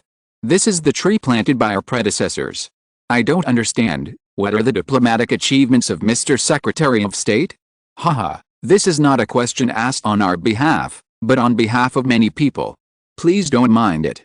Okay." Lincoln stopped the topic from continuing. Although he was also somewhat dissatisfied with Seward's efficiency, it was really not time to fight among himself at this time. The most important thing right now is how to solve the difficult problems facing us. Seward, although what Johnson said was unpleasant, we do need to break through the current diplomatic dilemma. This is very important. Do you have any suggestions? Several of you also expressed your opinions and saw if there was any solution to this problem. Chapter 234 Argentina's ally? Secretary of State Seward glanced at Vice President Johnson, Secretary of War Stanton, Secretary of the Interior Walburn, and finally his eyes fell on President Lincoln. I think Prussia can be won over. With Prussia's unification of the German Confederation, the Austrian Empire has become a weak Austro-Hungarian empire. Prussia will not easily be satisfied with its current status in Europe, and will not be willing to lag behind Britain and France in colonies around the world. Sooner or later, it will become hostile to Britain and France. Now that we are at odds with Britain and France, we can add a powerful ally. In addition to the Russian Empire, as long as the relationship between the three countries is solid, we can be invincible. Seward added, besides, the current battlefield situation in the Balkan Peninsula is both advantageous and disadvantageous to us, so it is vital for us to effectively increase relations with Prussia. I suggest that the Federal Republic can focus on establishing an alliance with Prussia in the future. Washburn looked at Seward, who was talking eloquently. Although this guy's father was of British descent, his mother was of German descent. At a time when almost everyone in this country was anti-British, it was understandable that he was pro-German at this time. No wonder I heard recently that he had frequent contact with Germans in the government. It turned out that this was his idea. Washburn even guessed that this guy might be preparing to lay the groundwork for the next presidential election in 1869. He could not be allowed to take the lead, but his rhythm had to be disrupted. Washburn was of Irish descent, and the Irish in North America were basically anti-British. Millions of Irish people were dissatisfied with the British government's rule over the island of Ireland, especially the policies that discriminated against the Irish were promulgated one after another in London, which damaged the basic interests of the Irish. There were tens of millions of Irish people who died under London's policies. Therefore, they fled to North America and the European continent in the Atlantic Ocean for decades, and they were very united here, comparable to the Jews. He also became the leader of the Irish in the American Commonwealth in North America. He looked up and looked at the Dutch Vice President Andrew Johnson. Obviously, they both thought of the same thing. So Washburn stopped being so calm and said sharply, "Mr. President, Britain is a staunch supporter of the Confederacy, and the French Empire is now advancing in Mexico. We are now separated by the Confederacy, so the contradictions in reality with France have been reduced. On the contrary, Britain's support for the Confederacy and our northern Canada made it difficult for us to reconcile with Britain. Spain and we have even fewer conflicts of interest. Spain's North American colony is Florida in the Confederacy. Portugal and Brazil originally opposed Portugal's influence in South America in the north and south because of our presence in Argentina, so the two countries became enemies. Now that we are divided between the north and the south, our influence is unsustainable, and the Monroe Doctrine formulated by President Monroe is no longer difficult to implement. Therefore, if we abandon this Monroe Doctrine, it will be like putting down a huge burden for us. It is better to go into battle lightly and concentrate on dealing with the British threat. In this way, France's support for Mexico has nothing to do with us. That is the matter of the Confederacy supported by Britain and Britain. We reduce our burden while they increase their burden, which is definitely a good thing for us." Lincoln's eyes lit up when he heard this. It seemed that this novel idea broadened the diplomatic vision of the United States of America. At this time, Seward's face changed drastically. He and Stanton looked at each other and saw each other's panic, because they also agreed that this idea was indeed good. Because if this is done, the United States of America can get out of its current predicament, which is of course great. But this proposal was made by his old rival Washburn. How would President Lincoln view him as the Secretary of State in charge of diplomacy? Seward began to worry about his status. A professional Secretary of State cannot provide the President with more diplomatic help than an amateur Secretary of the Interior. This is definitely a big blow. Sure enough, Lincoln said happily, "This is a good idea, Washburn. Didn't you just propose that the White House should establish a new mechanism some time ago? I think it's feasible." Stanton looked at Seward's anxiety, so he asked on his behalf, "What's the proposal?" Lincoln smiled at him kindly and said, "Walburn proposed to me that a team of consultants should be established around the President to serve as the President's think tank. For example, a national security advisor can be promoted for matters related to military security. In addition, a diplomatic advisor, a trade advisor, and so on can be promoted." As Lincoln explained, Seward and Stanton's hearts began to sink. Isn't this a disguised reduction of power? The two of them didn't understand what Washburn was thinking and why he made this suggestion. You know, everyone is eager to increase their own authority, but now this guy is reducing his own power. Seward always considered himself a strong man in the government, fantasizing about being able to handle state affairs on behalf of the government. Even in 1861, not long after being nominated by Lincoln for the position of Secretary of State, he even wrote a document, Some Advice to the President, in which he even asked Lincoln, who had just taken office, to delegate some of the president's powers to the Secretary of State, which shows how keen he is on power. Now Washburn's approach has suddenly magnified this contrast infinitely. Seward doesn't have to think about it. At this moment, he is like a clown, taking root and growing in Lincoln's heart. At this point, he even suspected that Lincoln was anxious to gather everyone, maybe just to reduce power. And Washburn and Johnson came in cooperation. Thinking of this, Seward can only blame himself for being full of bitterness. He even wanted to resign, but he finally held back. So he chose to remain silent in the face of Washburn's ideas. Seeing this, Stanton expressed his non-objection by silence. Seeing this, Lincoln said to Johnson, "This proposal will be proposed in Congress next week. The Democratic Party is weak now because of the war. The Senate and the House of Representatives are currently in our hands, so it will pass without any surprises." Several people agreed with Lincoln's statement. The Republican Party, which came to power for the first time, won the majority of seats in both houses, so the Lincoln government had a strong position. Almost all the proposals were passed, which made them not worry about the problem of filibustering. Just when Seward thought that this meeting was just a reduction of power, Washburn released another bomb, which made several people buzzing. It turned out that Washburn mentioned the uneasy situation caused by the war in South America. Mr. President, Brazil is obviously taking advantage of the situation, Argentina is sitting on the sidelines, Paraguay has been inflated since it defeated the Argentine invaders ruled by President Rosas a few years ago, and Britain, Portugal and France are behind the scenes.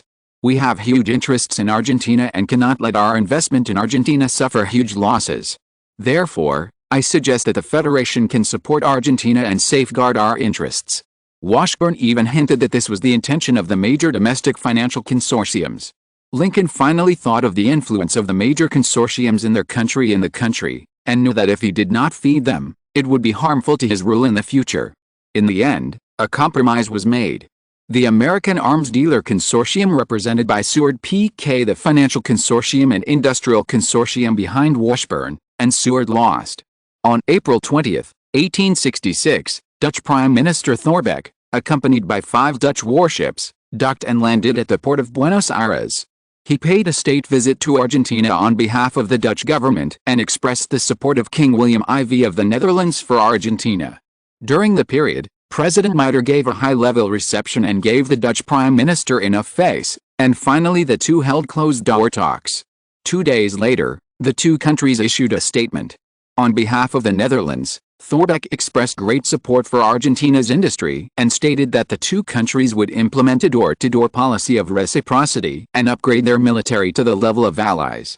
Prior to this, in addition to the 5-year alliance signed with Prussia and France in 1862, the Netherlands had only signed a similar alliance agreement with Sweden, although the Dutch-Swedish alliance lasted for 10 years. The alliance signed by the two countries was also for 10 years, and the Netherlands raised Argentina's alliance status to the same position as Sweden. It can be seen how much the Netherlands values Argentina. As a result, the situation in South America has become more complicated. Brazil and Argentina have always been enemies. Argentina has a powerful ally, and Pedro II of Brazil naturally took the opportunity to suppress those who wanted to break away from the ally of the Kingdom of Portugal. Therefore, the Netherlands became his helper, so Pedro II announced to increase strategic cooperation with Portugal. He even sent a special envoy to Lisbon, the capital of Portugal. Finally, Brazil and Portugal signed the same 10-year alliance. Seeing that the two giants around it had allies publicly, Paraguay was naturally timid, so it also sent a special envoy to Paris, and finally Paris also publicly supported Paraguay. Even Napoleon II, in order to increase his presence in South America, actually exposed a trump card that no one had discovered before. France actually signed a strategic cooperation with Bolivia in the west of Paraguay, allowing Peru to borrow the port of Moquegua in the southern Pacific Ocean, completing the support route for Paraguay without having to blockade French resources through Argentina and Brazil. As for why it is not Chile, which is closer, because Chile is now close to Britain, France naturally does not want to offend Britain, so Peru is the first choice. The competition between the strong in South America has made the situation even more unpredictable. But that's not all.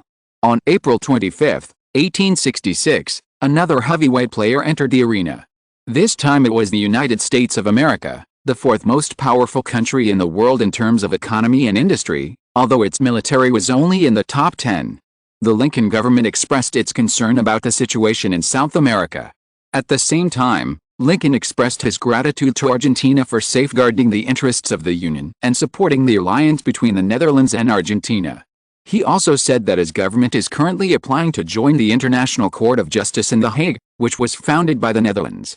He also said that he was ready to establish a 10-year alliance between Argentina and the Netherlands, and that his government would make a new adjustment to the foreign policy of the Union in the coming time to adapt to the changes of the times.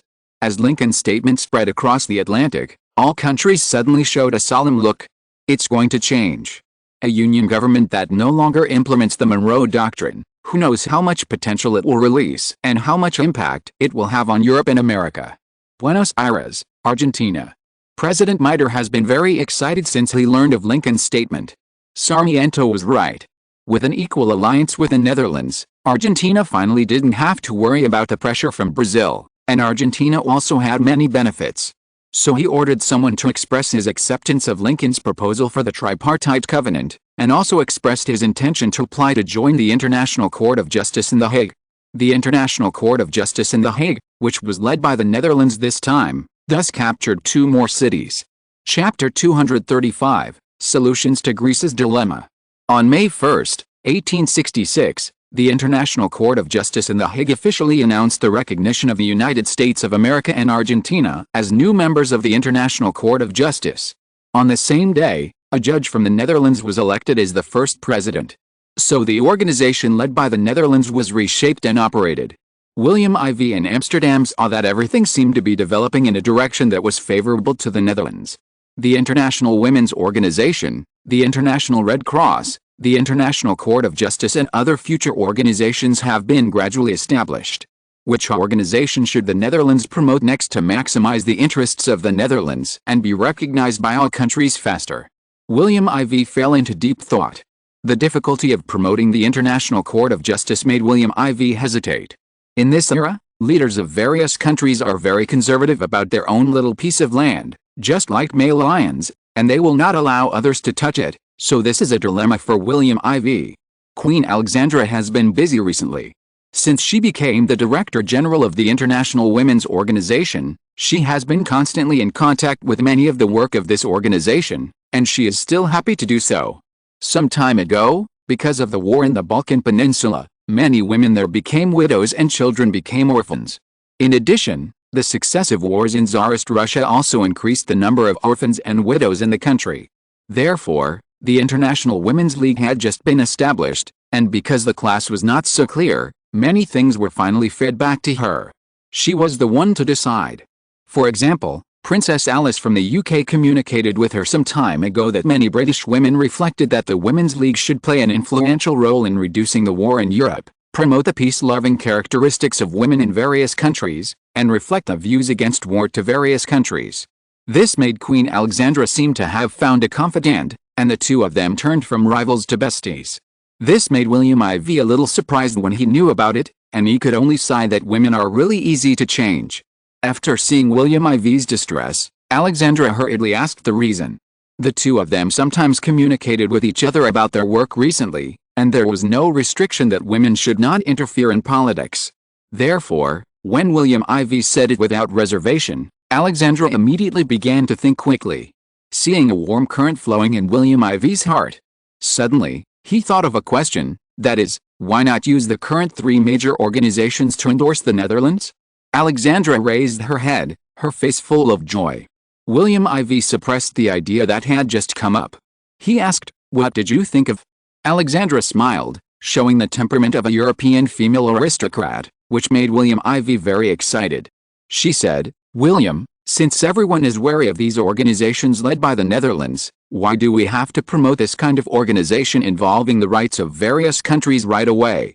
William IV had just expressed his distress, but now seeing Alexandra's expression, he seemed to have some ideas. So he asked, "What do you mean?" Alexandra smiled slightly. "The international court proposed by the Netherlands has aroused vigilance. In this case, we should suspend the creation of this kind of power-grabbing organization now, and we should slowly absorb it before creating the next organization." William IV, "That's it." "Of course not, William, since all countries are wary of the Netherlands, how about starting from somewhere else?" William IV was stunned. "Start from somewhere else? Start from somewhere else?" Suddenly, he looked up at Alexandra, who nodded. Queen Alexandra said, "The influence of the Netherlands is not limited to the local area now. Greece." "Yes, William, it is Greece. Father now controls the Kingdom of Greece. The influence of the Nassau-Orange family is not only in the original Duchy of Nassau, but now it has become the ruler of the Duchy of Luxembourg, the Kingdom of the Netherlands and the Kingdom of Greece. In this case, why must it be in the place where the Netherlands rules?" Wait. William IV suddenly thought of something. He remembered that Japan and South Korea had hosted the Olympic Games in his previous life. Now the Netherlands and Greece are closer than their neighbors Japan and South Korea. If the two places want to increase their influence together, they need a carrier. And this carrier is the Olympic Games. It should be said that the International Olympic Games. He thought that this organization was originally organized by the French and established the International Olympic Games in Paris. In order to convince the public, France chose Athens, the Kingdom of Greece during the ancient Greece and Roman Empire, as the first host city. The sideboard was to restore this grand occasion.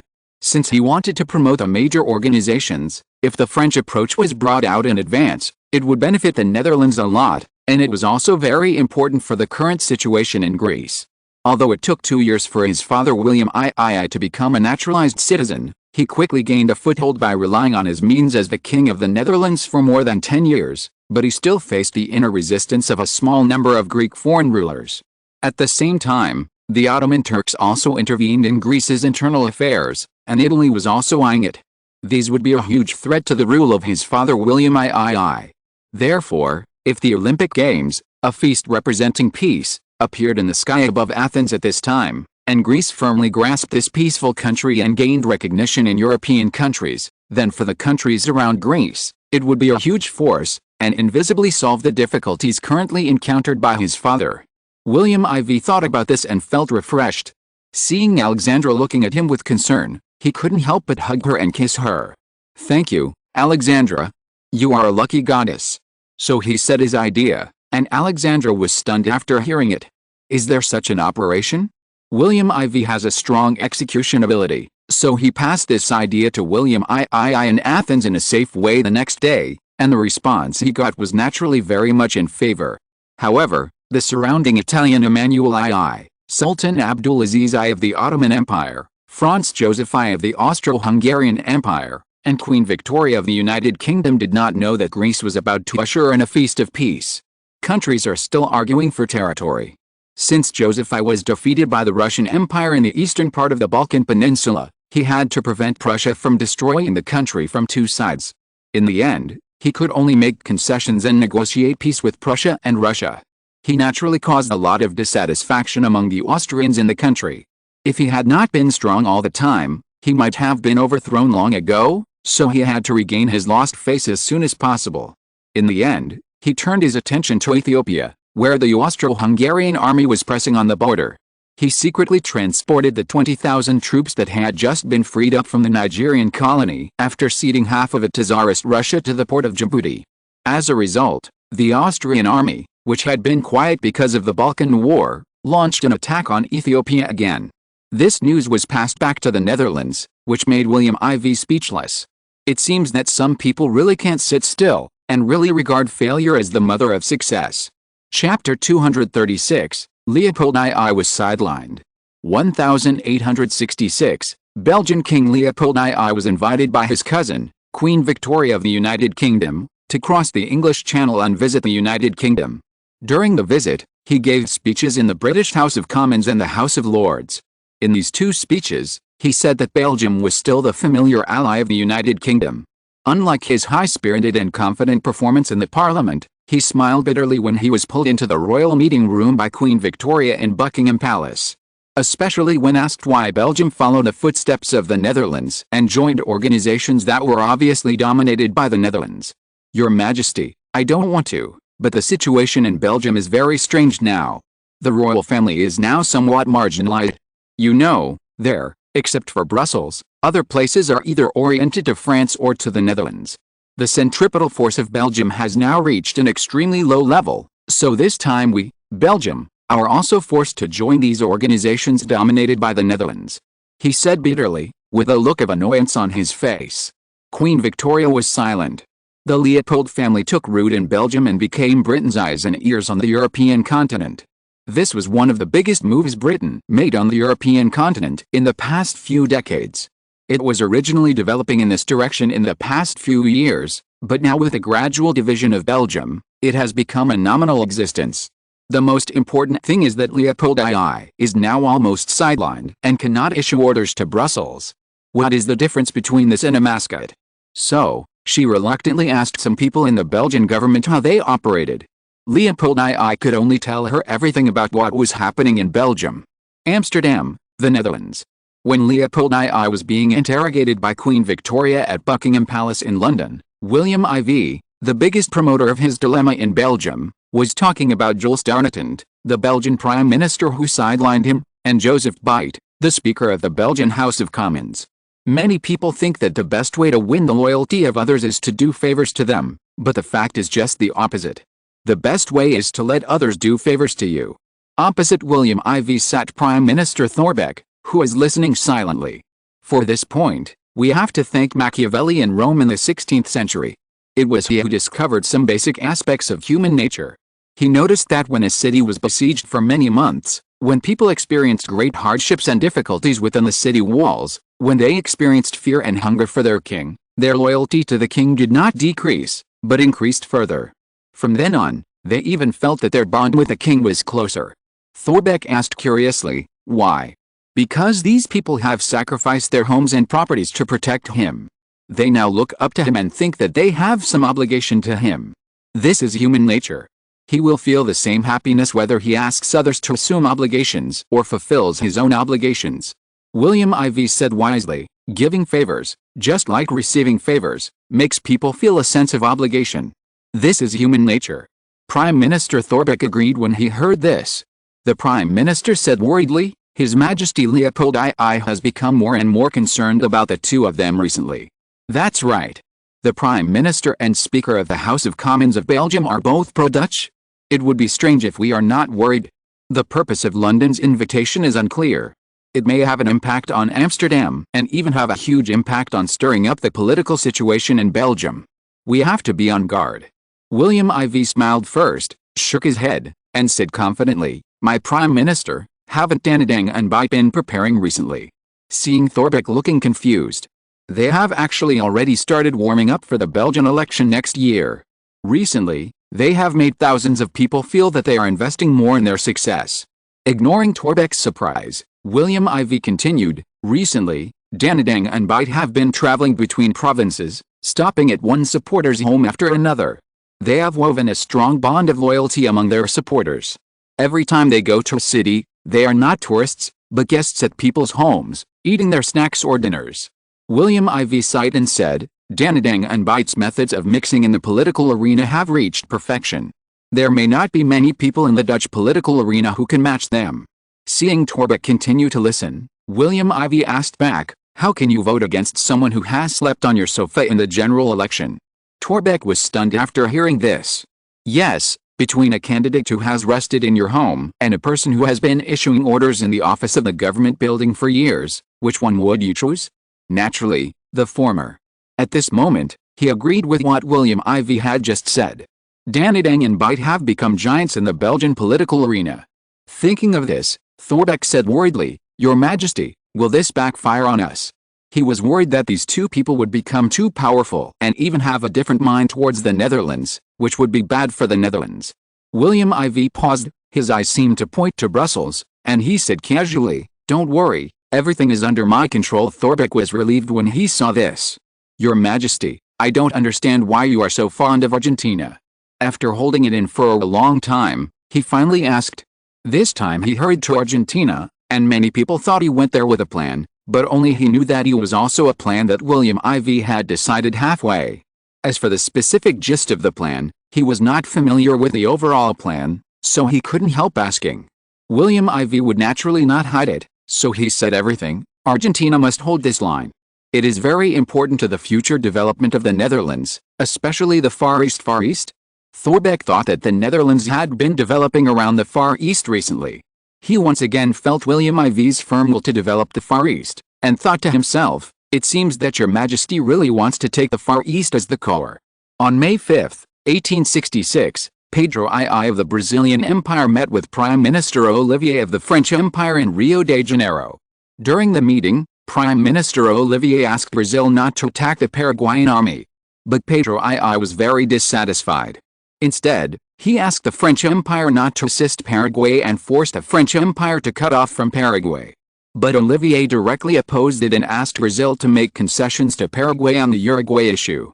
France would ask Paraguay to withdraw from the occupied Brazilian territory in exchange. Pedro II directly refused. This annoyed Paris. So Prime Minister Olivier left Rio de Janeiro directly that day and went north. A few days later, he visited Washington, where he was received by Lincoln. In the end, the two countries expressed their intention to strengthen cooperation.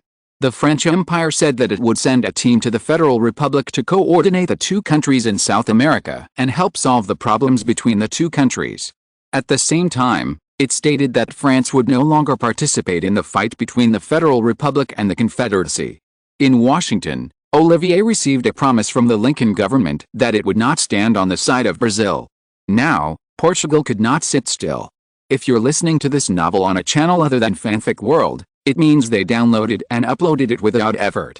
We cordially invite you to visit our channel, Mundo Fanfic Novelis. There you'll find the original version of this story and you can explore many other novels of various genres.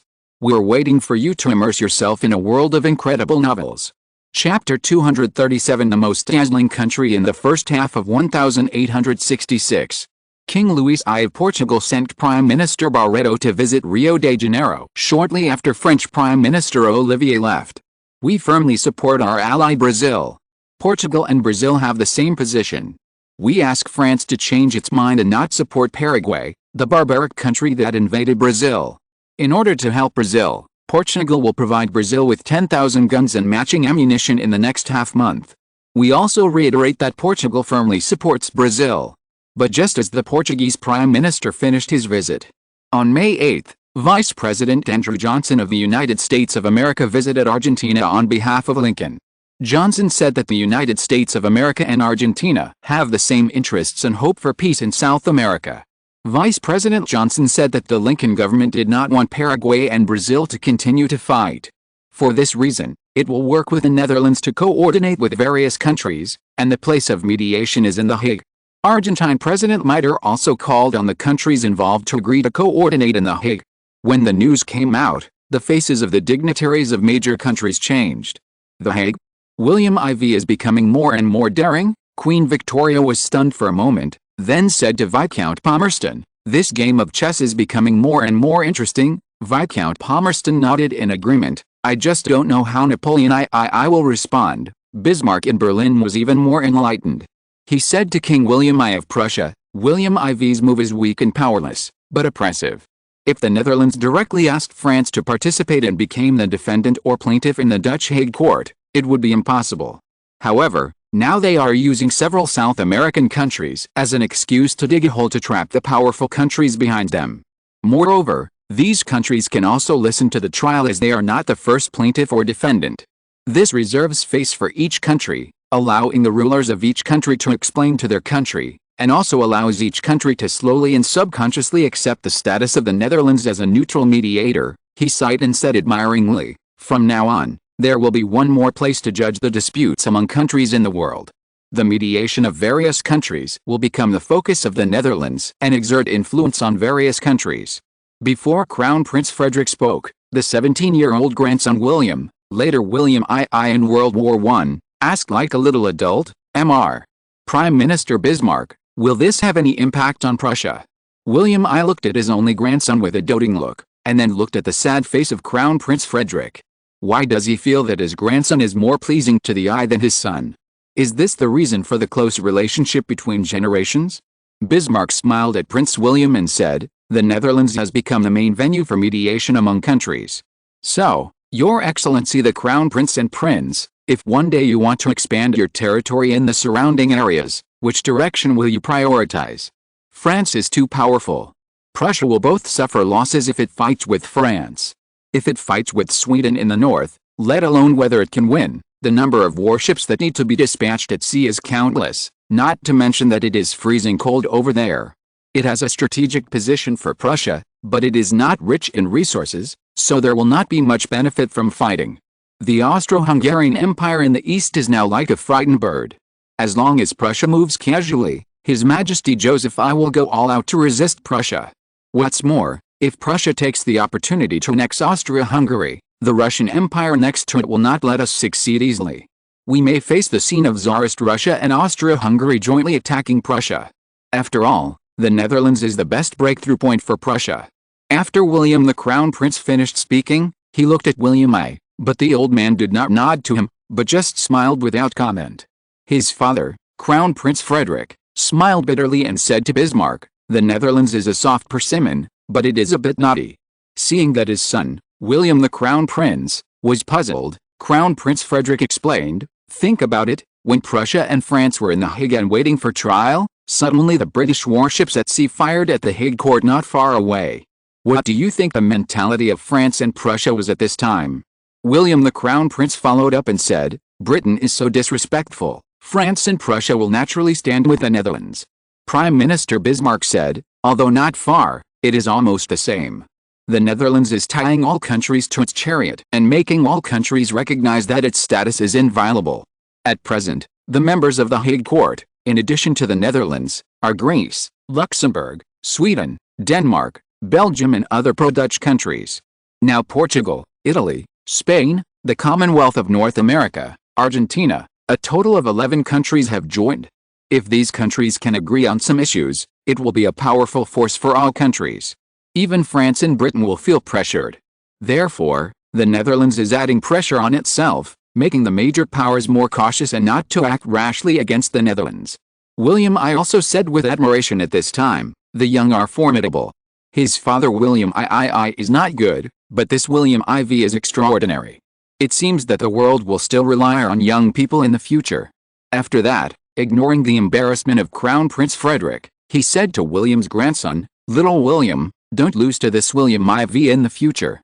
Little William's grandson naturally agreed. On May 15, 1866, representatives from Brazil and Paraguay attended the International Court of Justice in The Hague. The reason for Brazil's visit was that Portugal was a member of the court, and one of the 3 judges sent by the International Court of Justice in The Hague was a Portuguese judge. The second was a judge from Spain. Spain was pro-French, so Napoleon III asked President Pelosi to send a Paraguayan delegation to participate. The third place is a Dutch judge who has just been elected as the president of the International Court of Justice in The Hague. This is a carefully designed case. William IV has put in a lot of effort this time, fearing that the 2 parties will not come, so he balanced the power of the 2 parties. Therefore, this court attracted the attention of the world. It is said that even the Kingdom of Siam in the Far East, the future Thailand plus Laos plus Cambodia equals Siam, has cast a hopeful eye. Therefore, the work of the International Court of Justice this time must be done well. On the first day of the trial, in addition to Paraguay and Brazil, France and Portugal also sent delegations to listen in. They only read out the positions of the 2 countries, and then made their own explanations and went to court. This attracted reporters from various countries, and even many Dutch people came to listen in with interest. Everything that happened here was also transmitted by telegram by the media at various countries at the first time, almost making The Hague the place with the most telegrams sent in one day in the same place since the emergence of the new thing of telegram in the world. As more and more people know about the international court hearings on Paraguay and Brazil held in The Hague, the Netherlands, this unknown place has become the most talked about place in Europe and even the world.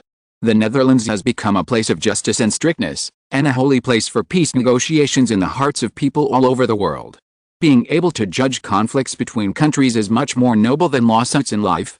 Therefore, the Netherlands has also become a place of faith for people in various countries, especially those marginal countries outside Europe.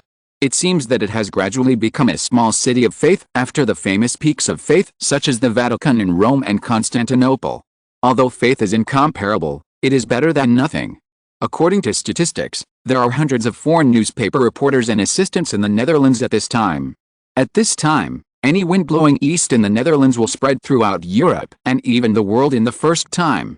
He was glad that he had deployed many things that were not visible to the light in the Far East, rather than in the small homeland. Otherwise, with those versatile reporters who dug 3 feet into the ground, the Netherlands might really be found by these guys to report on things that were not good for the Netherlands. Everything has its pros and cons, it all depends on how you guide it. William Ivey watched everything move forward in the direction he had expected, and taking advantage of the victory has always been his style of doing things. On May 18, 1866, the International Red Cross, established in Rotterdam, formally passed a resolution to formally absorb donations from society to help refugees around the world. Another draft was also passed, that is, the member states agreed to form a team of 100 people to carry out volunteer actions around the world. On the day the bill was passed, the William Group of the Kingdom of the Netherlands took the lead and donated £10,000 to the International Red Cross. The entire Kingdom of the Netherlands began to donate in an endless stream. In the end, within 3 days on May 20th, the Netherlands donated more than £30,000 to the International Red Cross, which was enough to buy a small 5th or 6th level sailing battleship. The Netherlands was so enthusiastic that it naturally received a round of praise from the global community. Now, the reputation of the Netherlands has risen several levels. This made Bismarck, Prime Minister of Prussia, and William Ivey, who had previously expressed their admiration for William Ivey, look at him with new eyes. Prince William secretly targeted William Ivey and planned to take Prussia on the same path of world respect in the years to come. From now on, William I began to pay attention to William Ivey's every move and became a complete fan. If William Ivey knew, he would be full of confidence. After all, the future William I would be his fan. Would the future Prussia temporarily enter a period of stability in South America because of the ongoing trial in The Hague? Even the Lincoln government and the Davis government in North America were watching closely. Britain, Russia, and Austria in the Balkan Peninsula stopped their provocations. They were all staring at The Hague to see how effective the International Court in The Hague would be. All that happened in Europe caused the status of the Netherlands to rise sharply, making it the most dazzling country besides the 5 major powers. Chapter 238, 9 Provinces in the Far East. The International Court of Justice in The Hague is just a smokescreen. Although it is useful, it is not practical. Self-development is the fundamental thing. When countries were praising the efforts made by the Netherlands for world peace, or the political leaders of various countries were praising William Ivey for stirring up the world to make profits for the Netherlands, William Ivey was in his office, meeting with Deputy Prime Minister Chancellor Van Hall, who had just returned from the Far East to report on his work. Your Majesty, New Guinea Island is changing with each passing day. Although it cannot be compared with Europe, the economic development in Paradise Island and Port Moresby is not bad. Now the entire New Guinea province has a population of more than 800,000, of which the Dutch whites account for 43%, which can be said to be gradually exceeding more than half. William Ivey did not express his satisfaction or dissatisfaction to him. Instead, he said, the dominant position of the Dutch whites must be implemented in place. Those who are not of my race must have different hearts. I think you have heard of this saying. Deputy Prime Minister Chancellor Van Hall nodded and said, in the Qing Empire in the Far East, everyone from children to adults is said to say this, especially those who are the largest ethnic group against the Qing dynasty and restored the Ming dynasty. William Ivey nodded, but said, the Qing Empire is more complicated, but another example is clearer, that is the country of Japan. They are almost all of the same ethnic group, so it is difficult for outsiders to break them from the inside. This country is united and is a huge threat to our Far East. Chancellor Van Hall was stunned, hesitated, and said uncertainly, the population of that country is said to be more than 40 million, but it is relatively poor. Before 1830, it had close silver trade with our Kingdom of the Netherlands. But ever since Viscount Palmerston of Britain put pressure on us in the Netherlands to give up Belgium and stop trading with us in the Far East Indies, He also threatened Japan not to trade silver with us and block our fiscal revenue. Eventually, Japan began to alienate us and turn to the more powerful Britain. Now it is Britain's ally in the Far East. Your Majesty, it is said that their Meiji Emperor took silver trading as the foundation and used British technology to comprehensively promote the country's industrialization process. He raised the slogan of Meiji Restoration in the country. In their cabinet senate, they are preparing legislation to learn from Western systems and directly make the Meiji Restoration a part of the Constitution. It is very likely that it will be implemented nationwide next year. If so, it may be a huge market for industrial products from our Netherlands and other European countries. The more William IV listened, the darker his face became. So, you all in the Far East think so? Chancellor Van Hall heard this and finally nodded, saying, the Far East is too far from Europe. If the Far East wants to develop quickly, industrial products must find a market. The Indian subcontinent in the north is occupied by Britain, so don't even think about it. In the Pacific North America, Britain in the south has also occupied the market. Although the Lincoln government of the Federation has reduced its own industrial products due to the war, there is not much remaining market share. The market of more than 7 million people in Siam can satisfy us, but now Britain and France are also eyeing it, so several people over there are very eager for the Japanese market. William IV heard this and couldn't pursue it anymore. Yes, the Far East needs industrialization, so it must find a market. The Far East, including East India, has a population of 20 million, which seems to be a lot, but the consumption is still a bit low. After all, the population of the Indian subcontinent controlled by Britain is over 100 million, plus the local population is over 150 million, plus the dumping market of gunboat industrial products around the world. The British industrial product market is terrifyingly large. Even though France is known as the second in this aspect, it is less than half of Britain. Prussia is third, reaching 1/3, and the United States of America is fourth, which is only 1/4 of Britain. Now that the Confederation has been established in the South, it seems that the Lincoln government will find it difficult to unify the entire United States. In this case, the future potential of the United States of America has dropped by at least one level. At most, it is not much different from the German Confederation, and the unique external environment in the previous life is no longer there. The North American continent has even split into 4 major countries: British Canada, the United States of America, the Confederate States of America, and Mexico. Among them, the federal state is the strongest, but the twins are colonies and countries supported by Britain, and Mexico in the south is supported by the French Empire, so the federal state is also in a bad situation. But this is exactly what is good for the Netherlands. A unified North America, the emergence of the hegemonic United States will pose a threat to the Netherlands' Pacific position.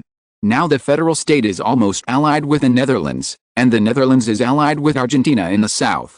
If we look at Europe, it seems that there is no threat to the countries. But if we look at the Far East, Dutch Australia, the East Indies and the South Pacific Islands, such an iron triangle will be very solid for the Netherlands, the United States and Argentina. Therefore, the development of the Far East must be completed quickly, and Japan needs to be included in the market scope of the Netherlands' development. Now the 9 provinces in the Far East need to be developed. Forget it, Japan is about to develop, and it will take decades, and there is still a long time. When they develop, I don't know what the Netherlands in the Far East will become. Now in the Far East, except for Theo van Linden, the senior official of the New Guinea province, and Bismarck, the senior official of the East Indies province, the remaining 7 officials have served as prime ministers of the Netherlands. Such a team is equivalent to 7 prime ministers managing their respective provinces, among which the deputy prime minister of the Far East, Chancellor Van Hall, is in charge of the deputy capital William province, Victoria, Australia. Theo van Linden, a senior official of the New Guinea province, and Bismarck, a senior official of the East Indies province. The former was the deputy minister of the Far East Navy of the Netherlands, and the latter was the governor of the Far East. It can be said that they have been princes for nearly 10 years. These 9 people are among the most powerful people under William IV. It is a waste of talent to use them to govern a province. Therefore, for the development of the Far East, he does not think that Japan will surpass their Netherlands. William IV reminded, Japan has a large population. If it develops, it may be a threat. Britain is not afraid of staying away from them, but we are all on the edge of the Western Pacific. Therefore, we need to be wary and do our best. Although Chancellor Van Hall did not understand why His Majesty was so worried about that poor country, he still remembered this matter because of his years of caution.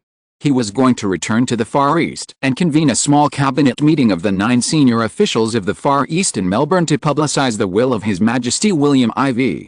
William IV then asked about the Far East industry, and Hall answered fluently, which made William IV feel that it was the right decision to promote him to be the Deputy Prime Minister to help him control the Far East. How is the Navy there developing at the moment? Chapter 239 The turmoil caused by the geographical hub in history.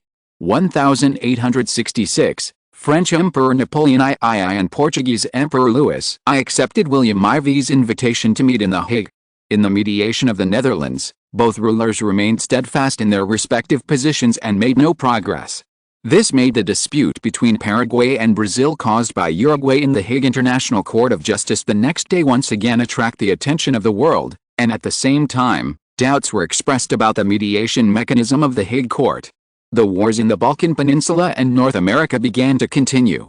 On May 13, 1866, the Russian Empire's media Voice of Russia quoted a lecture by a professor of politics at the University of Nijmegen in the UK.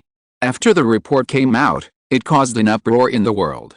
Even Viscount Palmerston and Queen Victoria had to stand up and say that his argument did not represent the official position of the United Kingdom. It turned out that this professor was the most famous professor of political science in the UK, and he was a household name in the UK. The students he taught have entered the top level in British politics, and every time he expressed his views, he would attract social attention. It is said that he has been wooed by the British Tory party recently and has become an advisor to the new leader of the Tory party, Disraeli, and is ready to help Disraeli run for the next British Prime Minister. Therefore, he has been campaigning for the Tory party recently. This Tory campaign advisor began to publish articles in Society that hit the soft spots of the ruling Whig party. Among them, the attacks on the United States and the Russian Empire were the most. In his expansive lecture Geographical Pivots in History at Oxford University, he pointed out, there is no place in the world for the expansion of the empire, so the competition for existing resources is bound to intensify further. The distribution of population and the structure of the continent will restrict the progress of this competition. He drew a sensational map called the Inherent Seat of Powers, in which he defined the Russian Empire, which spanned the 2 continents of Europe and Asia, as the best natural fortress in the world. Surrounding this heartland is the core crescent semi-continent, which includes Britain, the Ottoman Empire and the Far East. Further out is the ocean-type outer crescent, which connects Canada, the United States, Japan, the Philippine Islands, and the Malayan Islands. At first, he also included Prussia in it, but the recent rise made Prussia's intentions unclear, which made him warn the British government in his lecture to be careful of the possible union between Prussia and the Russian Empire. In the last lecture, the Oxford professor advocated the establishment of a buffer zone composed of old and newly rising industrial countries, including Britain, France, Spain, Austria, the Ottoman Empire, the Indian subcontinent, Canada, and the Netherlands, to separate Tsarist Russia and Prussia. He even invented a formula in the lecture: control Eastern Europe, control the heartland. Control the heartland, control the world island. Control the world island, control the whole world. The sales of Voice of Tsarist Russia in the Baltic Sea were not bad, so when this newspaper was published, the readers were stunned by the crazy words of this British professor. But when I calmed down, I felt that he was worthy of being a famous professor at Oxford University, and his views were unique. However, this was met with dissatisfaction among many people in St. Petersburg, especially when Britain and the Russian Empire were fighting in the Balkans.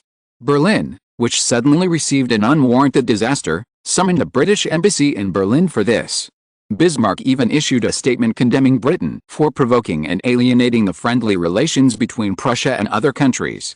I don't understand what the purpose of this so-called famous professor in Britain is, and what he wants to get from it, but what I can tell you is that Prussia's foreign policy has always been independent and self-reliant. There is no so-called speculation from Britain. We hope that Britain can increase the trust of other countries in them, rather than the opposite, and engage in conspiracy theories. Naturally, the Prime Minister of the Russian Empire, Gorchakov, also responded to Bismarck. The ideas of this famous professor are destined to be taken seriously by all the people of the Russian Empire. Those of us who have read his views have to be wary of this trend of dividing spheres of influence in Britain, which is worthy of vigilance by all countries. The Russian Empire is not afraid of challenges, because we will teach those who offend the Russian Empire unforgettable lessons. You can wait and see, just like in the Balkans some time ago. Afterwards, senior politicians from various countries expressed their dissatisfaction with this famous British professor. If he was just an ordinary professor, it would be fine, but the other party was also a campaign consultant for the British opposition party. If the opposition party was elected, it would be endorsing the foreign policy of the next British government, which put pressure on London. Media from various countries accused Britain of arrogance and expressed dissatisfaction. Britain pointed fingers at the foreign policies of various countries. It caused a backlash. However, Britain has been smooth sailing for decades and hundreds of years, and the British people are very proud. How could they accept such criticism? So, with the instigation of the opposition Tory party, the British media actually clashed with the media of other countries. Even the newspapers that have always supported the Whig Party had to join the xenophobic foreign offensive launched by the Tory party for sales and influence. This was unexpected by Viscount Palmerston. British Prime Minister Viscount Palmerston finally had to seek help from Buckingham Palace to suppress the anti-foreign sentiment in London. Because of the proper operation of the Tory party this time, the public opinion in the UK has been greatly improved.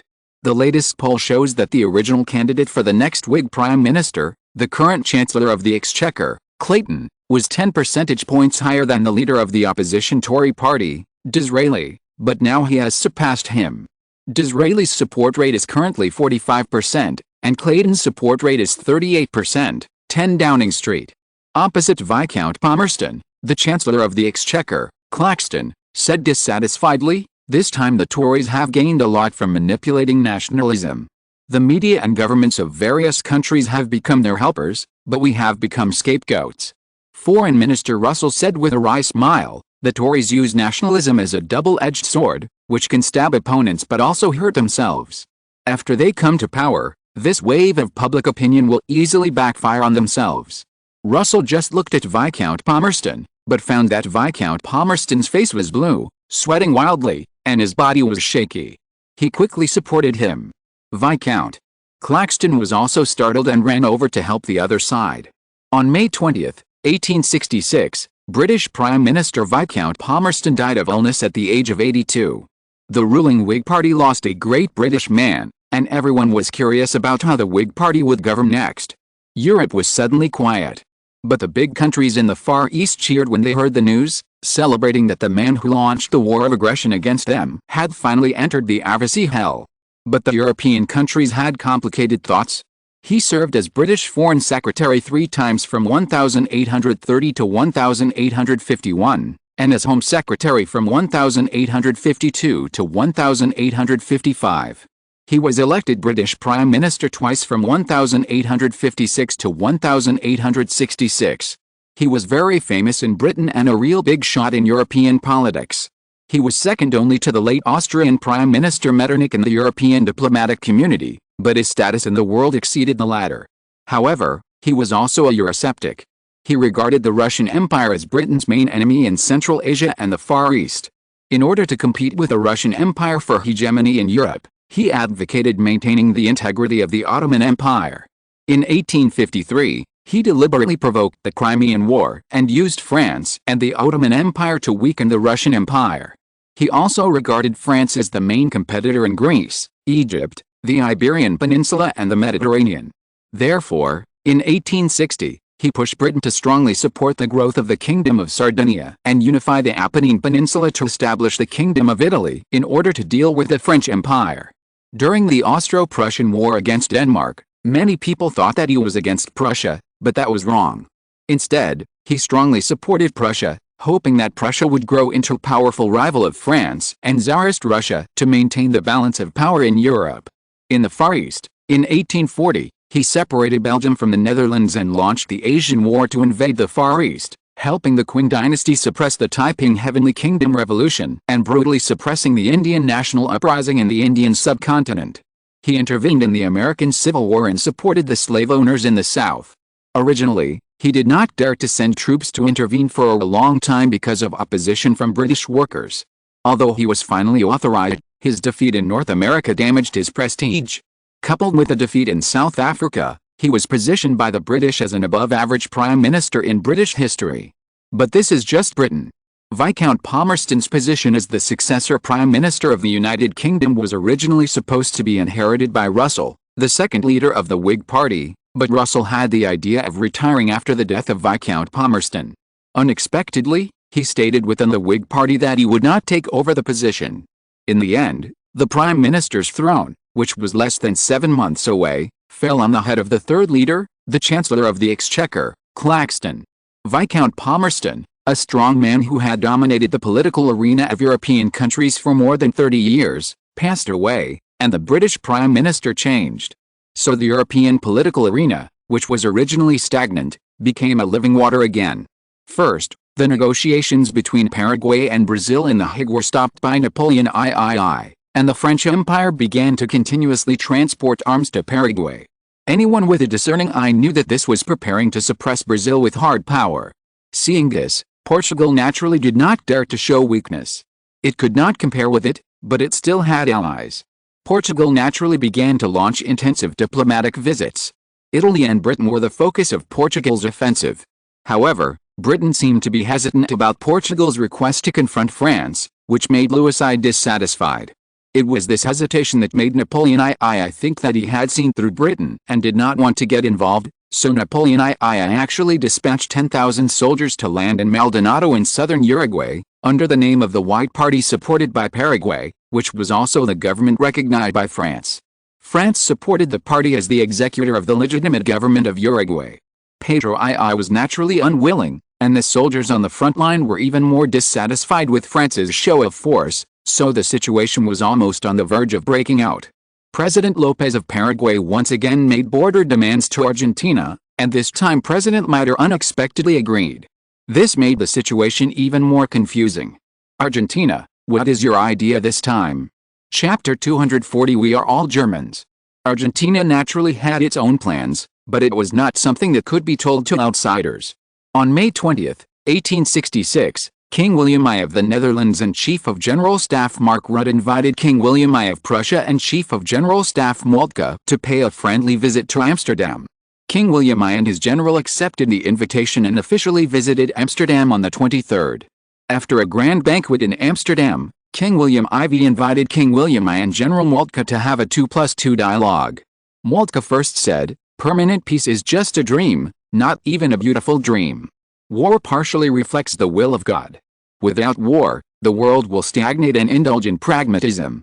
In the state of war, the noblest virtues of mankind are demonstrated: courage and selflessness, loyalty to duty, voluntary sacrifice of self, and the spirit of daring to take risks in life." Both Kings William IV and William I smiled at each other and did not respond. King versus king, general versus general, generals ask questions and generals answer them. Mark Rutte was solemn for a moment, then said, "If the war breaks out, no one can foresee how long it will last, and no one knows how to end. General Moltke, it will be a 7-year war, or even a 30-year war, and it may even bring—" He looked at Moltke and sighed, "It will bring disaster to the person who first threw the match into the gunpowder barrel." Moltke said without hesitation, "As a soldier, the execution of military orders is the most important and basic morality and professional ethics. We just need to execute the instructions from the cabinet and the king, and others will plan and plan." Our Prime Minister Bismarck said that pacifism has neither been generally recognized by citizens in Europe nor supported by politicians of major powers. The idea of unrestrained state power is deeply rooted. Therefore, General Rutte, let's not think of the world as too great. Great people are always a minority. Prussia only lives for itself. As His Majesty William IV said, Prussia is arrogant and self-centered. Mark Rutte saw that General Moltke had the idea that Prussia did not represent the world. William IV once told him that Prussia ultimately lived in its own world. Therefore, when dealing with Prussia, one must be prudent and calculate the interests of Prussia and how much to give up in order to gain the other party's sincere cooperation. When Mark Rutte thought of this, he thought to himself, the British are much more generous. Although they are just hypocritical and sanctimonious, they are more elegant in eating. William IV said to William I, "Since General Moltke said so, is Prussia determined to make this African action plan?" William I, who was over 70 years old, looked at the 26-year-old King of the Netherlands. "It must be done." William IV narrowed his eyes and reminded, although the Austro-Hungarian Empire was newly established, its strength is not weak. William I said indifferently, new bottles replace old caps, dogs can't change their eating habits. William IV seemed moved and said, France has 5,000 French troops stationed in Gabon. I feel that the 30,000 Prussian troops in Cameroon can be eaten in one bite. The 20,000 Austro-Hungarian troops in eastern Nigeria are too small, which is a hard bone for Prussia. William I could not hear William IV's sarcasm that Prussia was just picking up soft bones to eat, otherwise why did the Prussian colony of Gabon in southern Cameroon, the garrison of which was 1/4 of the Austro-Hungarian troops stationed in Nigeria in the north, so why did they rob Nigeria instead of Gabon? He was not angry at all, but more embarrassed. William IV had heard an old saying, if a person is old but not dead, he is still alive.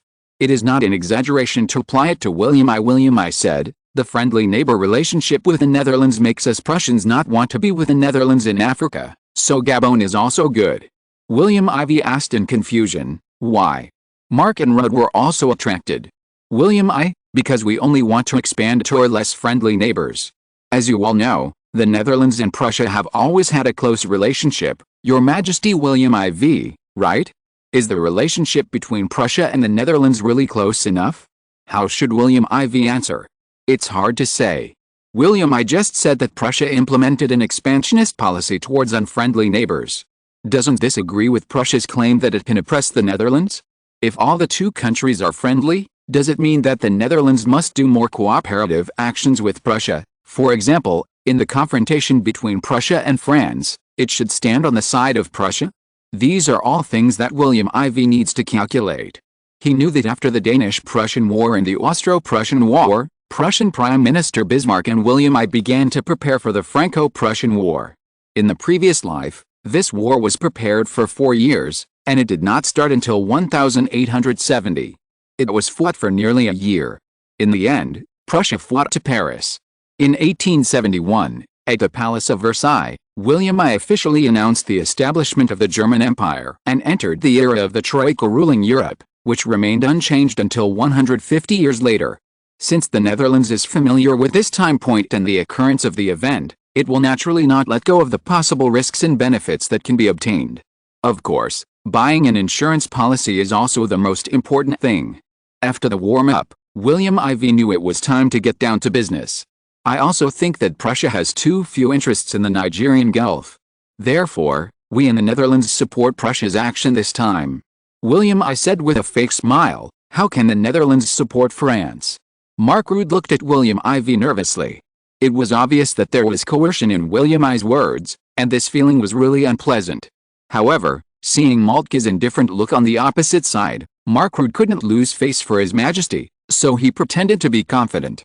William IV laughed, and the atmosphere suddenly lightened, just like a breeze blowing away a turbid air, and said, the stability of the Netherlands is the best support for Prussia, Your Majesty. Do you think so? William I's face changed. Are Your Majesties William IV threatening me?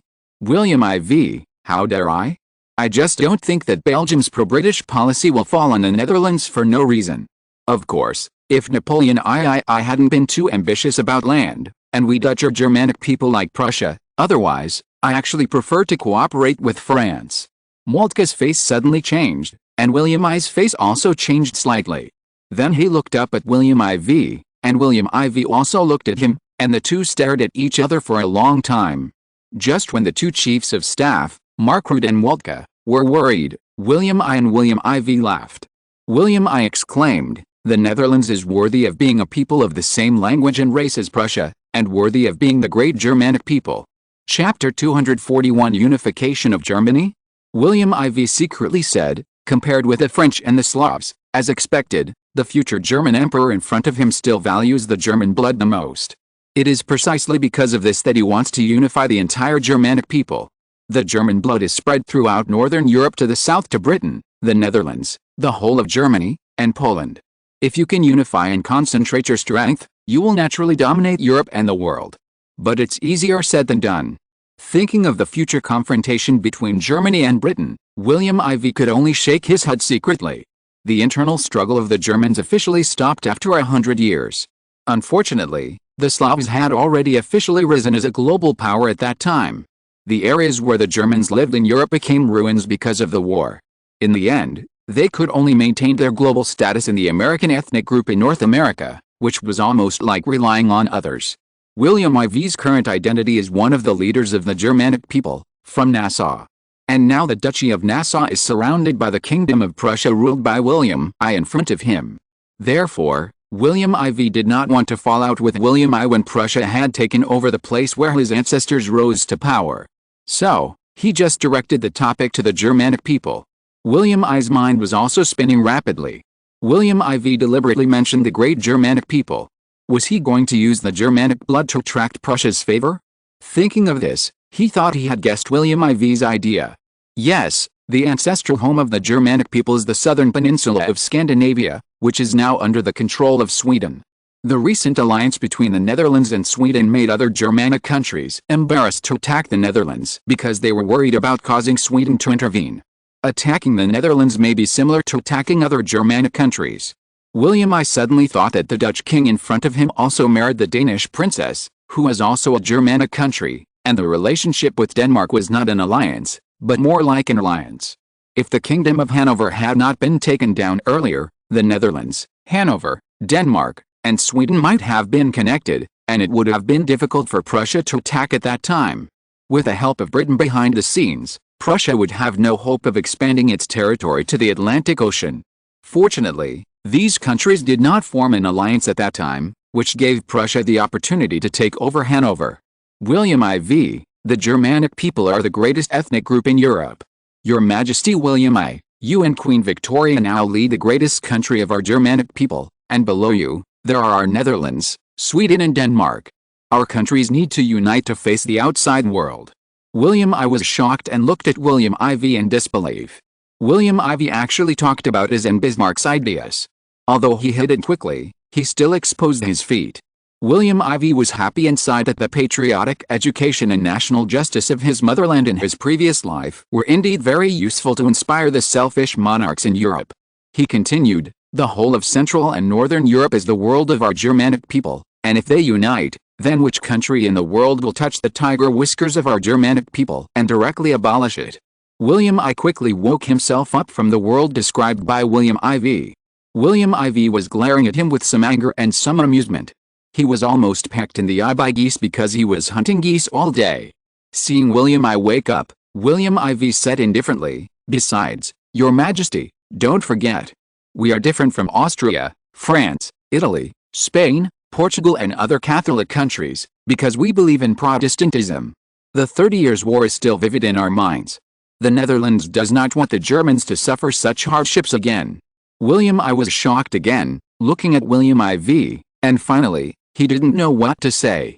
Chief of Staff Moltke glanced at William IV, and finally, he was silent. Mark Rude next to him was even more shocked than William I and the others, because he never knew that William IV was so great. He thought to himself, today I know that your Majesty does everything for the Germans, it's really great. William IV saw that he had fooled several people, so he said very seriously, Your Majesty William I think the country established by the Germans should plant their flags all over the world. The Netherlands now has the Dutch flag all over the southern Pacific and the Far East. In Africa, we also occupy the East, while Britain is on both sides of the Suez Canal and in southern Africa. Prussia is in Namibia and Cameroon in southwest Africa and eastern Somalia. Compared with us, Prussia has too few overseas colonies.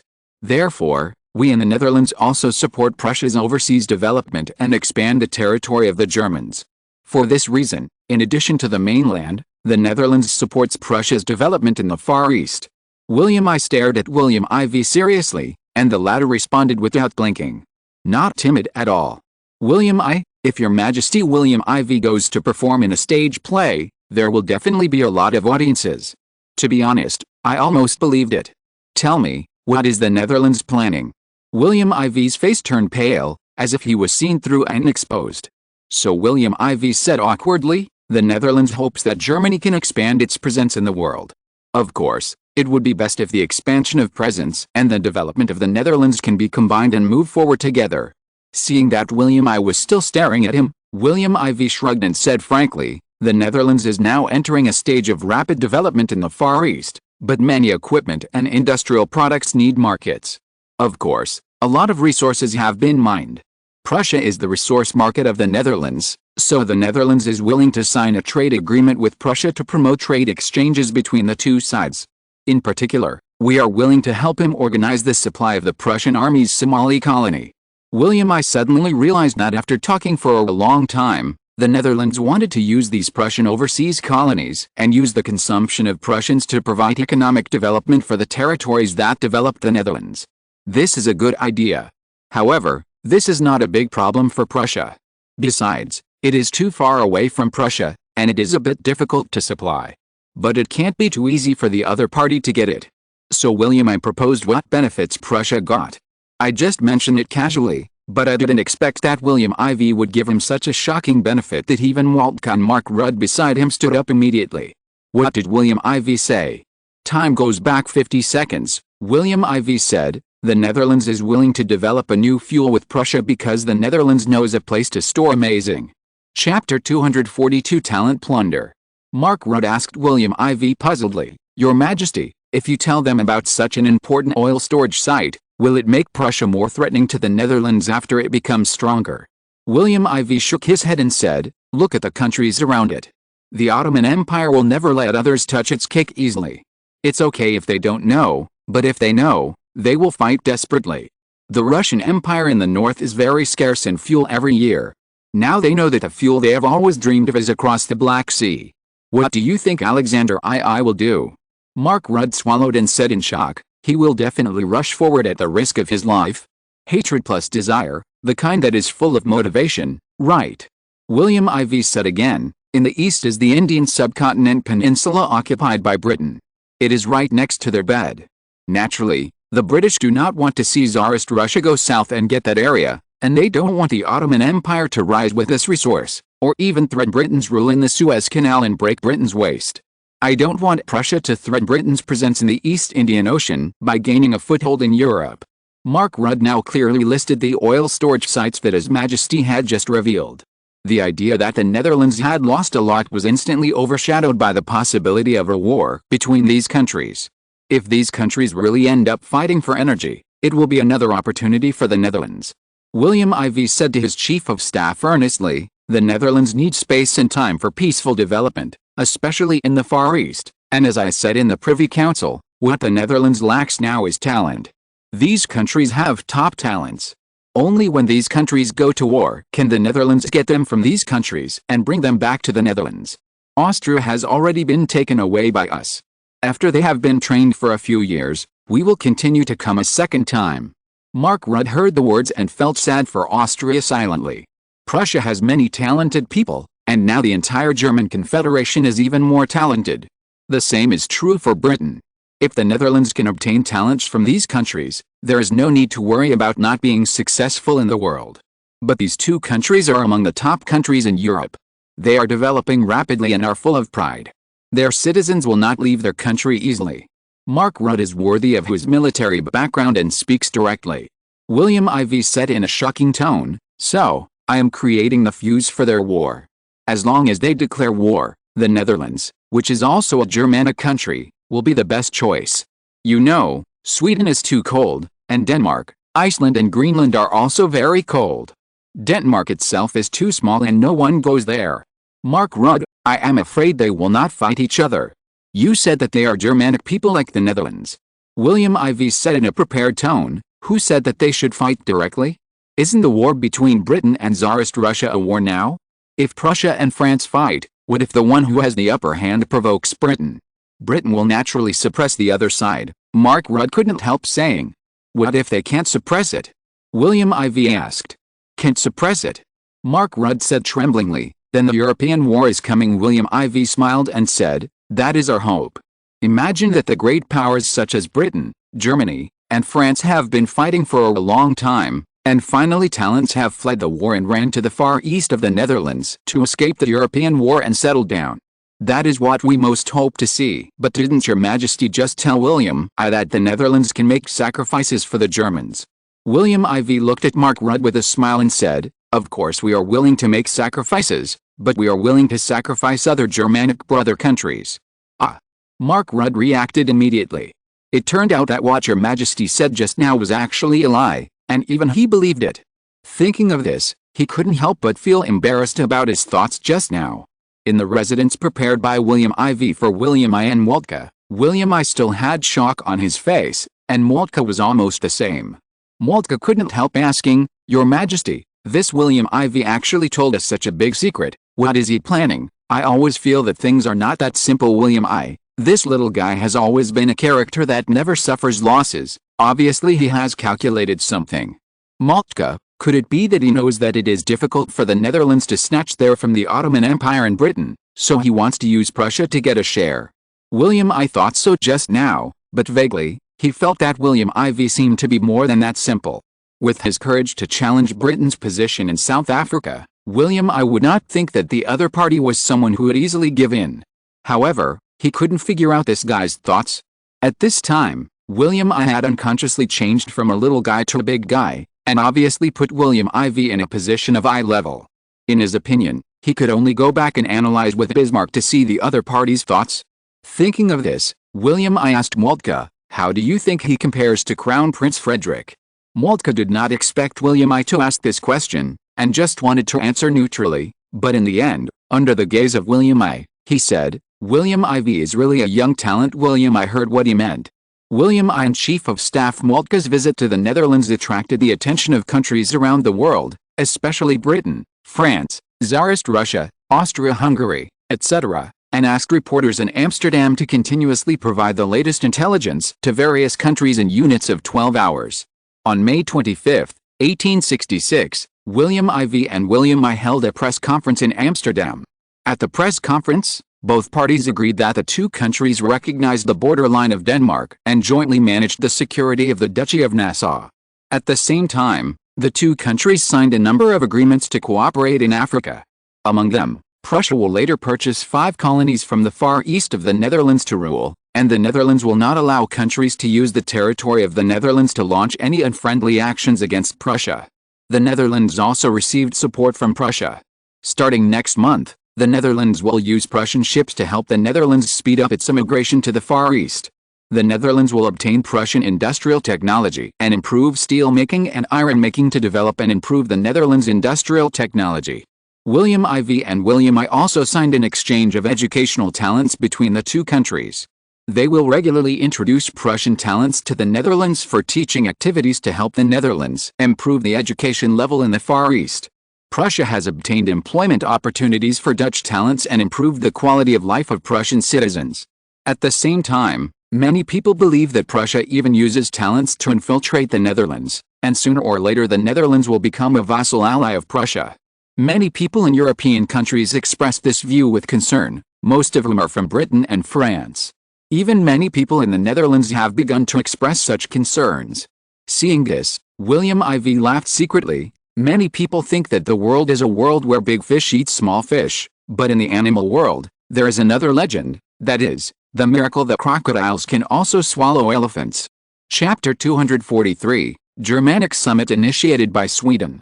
While everyone was paying attention to Amsterdam, Queen Victoria in Buckingham Palace in London was getting more and more troubled.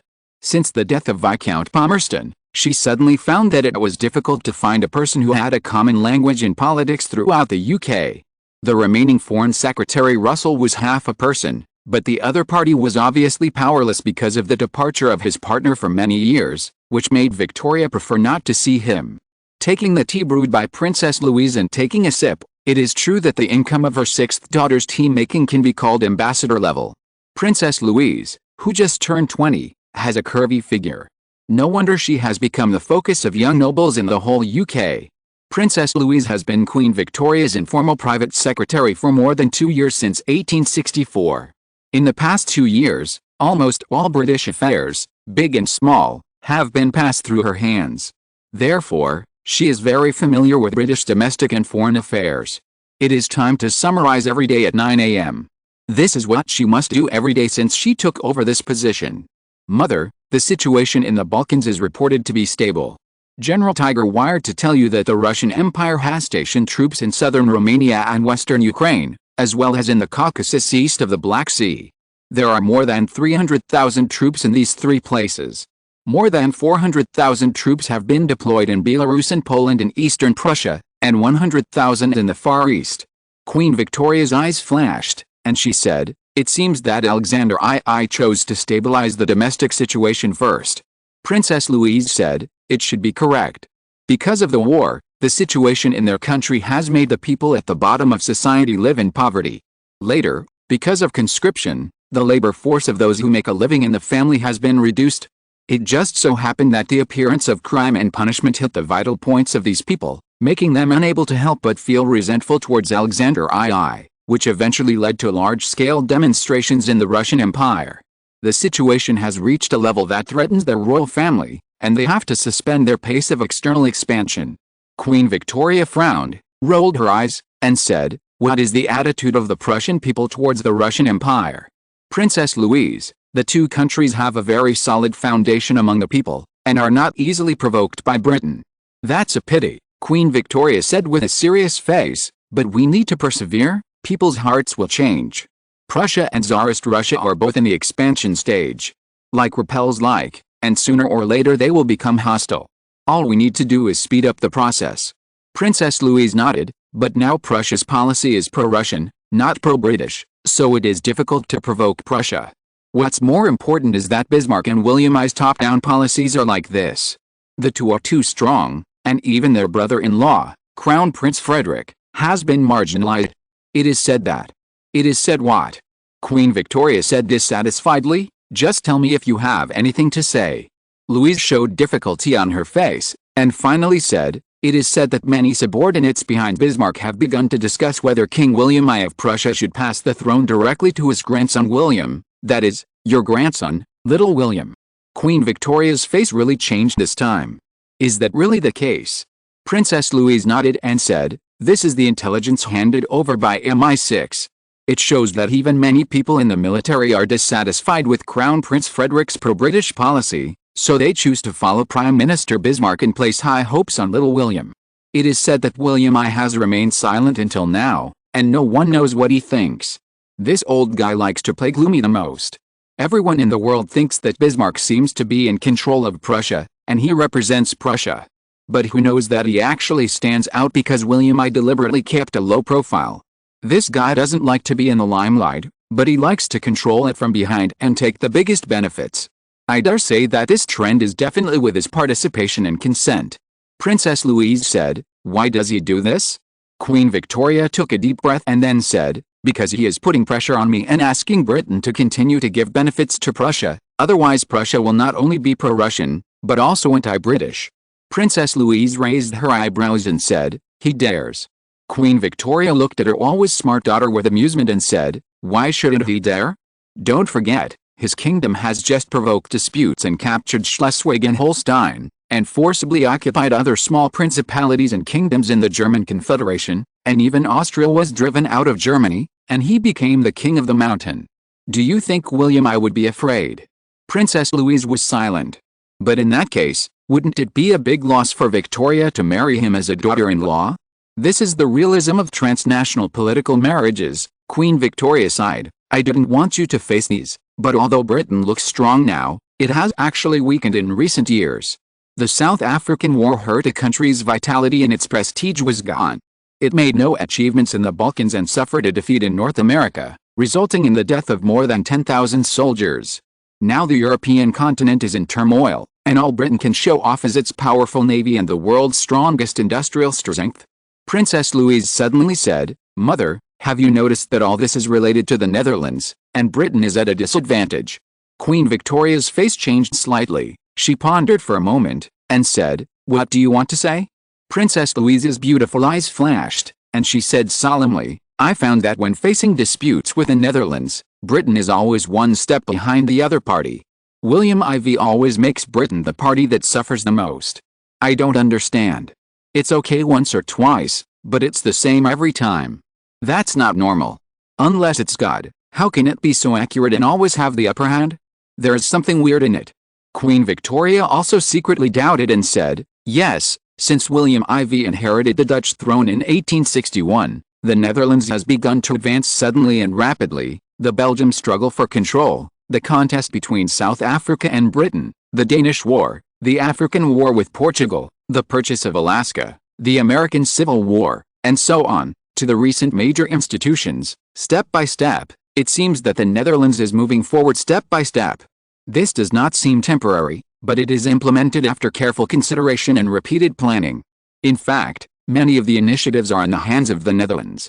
Seeing that she had attracted the Queen's attention, Princess Louise said happily, "Mother, since the Netherlands treats Britain like this, then if we in the British Empire can suppress it once, we can continue to suppress the other party a second time. You know, Alice is sad now, and in terms of responsibility, William IV is also guilty." Hearing about Alice, her favorite daughter, Queen Victoria was finally no longer calm.